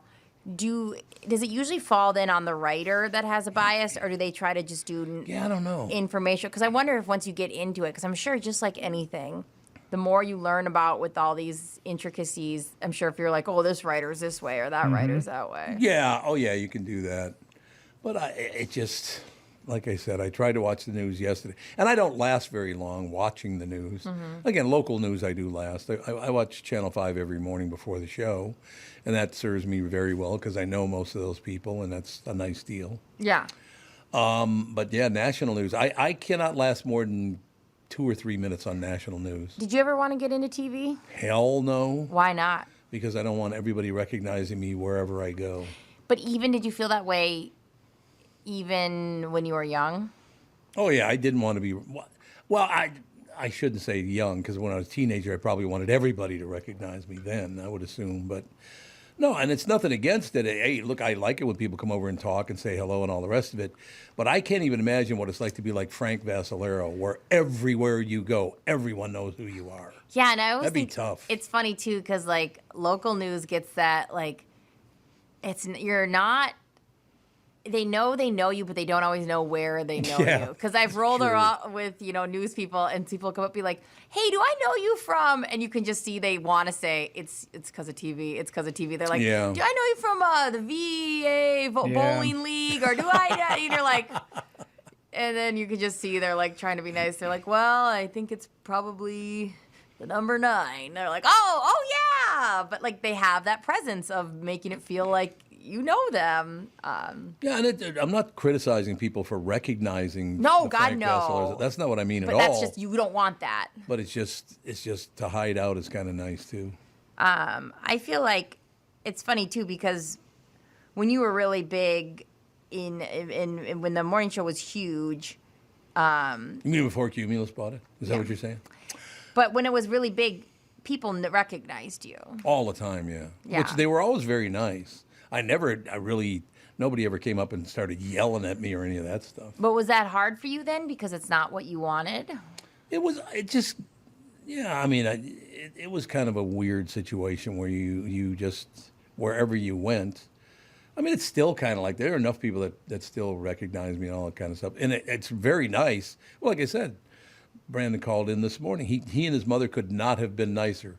But again, at first they had no idea who the hell I was. And then I got around to, yes, look, I am grateful that people know who I am and recognize me. All that. Don't get me wrong. It's just, I think it's more putting my family through it than anything. Was that hard for them growing up? Yeah, I think so, yeah. Yeah. I mean, literally, I would take the kids to, say, Dairy Queen, and people would come and sit down at the table and start talking to me. And they didn't like that. That's they did not not great. like No. that. Yeah. Especially no matter how amazing you are. If Taylor Swift had a little girl, she'd be so mortified by all this. Oh, God. You know what I mean? Nobody wants their kid to be in front of, it's their dad. It's still their dad, and they want their alone time, and they also just want to, like, roll their eyes. They don't want to hear how amazing that person is all the time.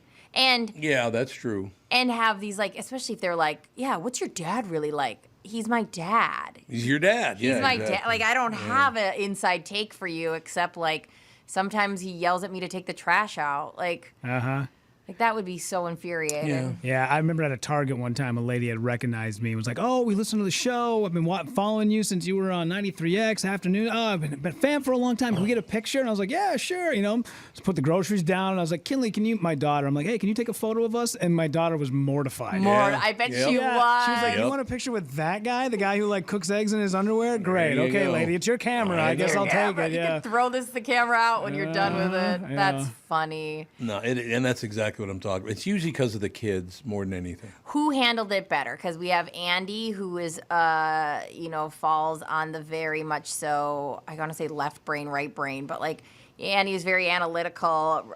He hated it. Did Andy hate it more than Alex did? Oh, God, yes. And why do you think that is? Because I thought he'd be bothered by it less. He's a very private person. Oh, is he? Oh, Andy's very private, yeah. Yeah. No doubt about it.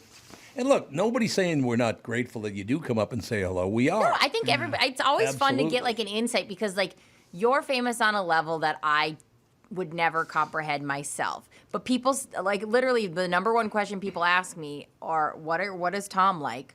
What is Lori and Julia like? Those are the two questions people ask me all the time. So it's funny I don't even think about it being that big of a person. But you can't keep saying Tom's a lot nicer than Lori and Julia. I was going to say, you always say one is super cranky and hard to work with, and the other is Tom Barnard. Exactly.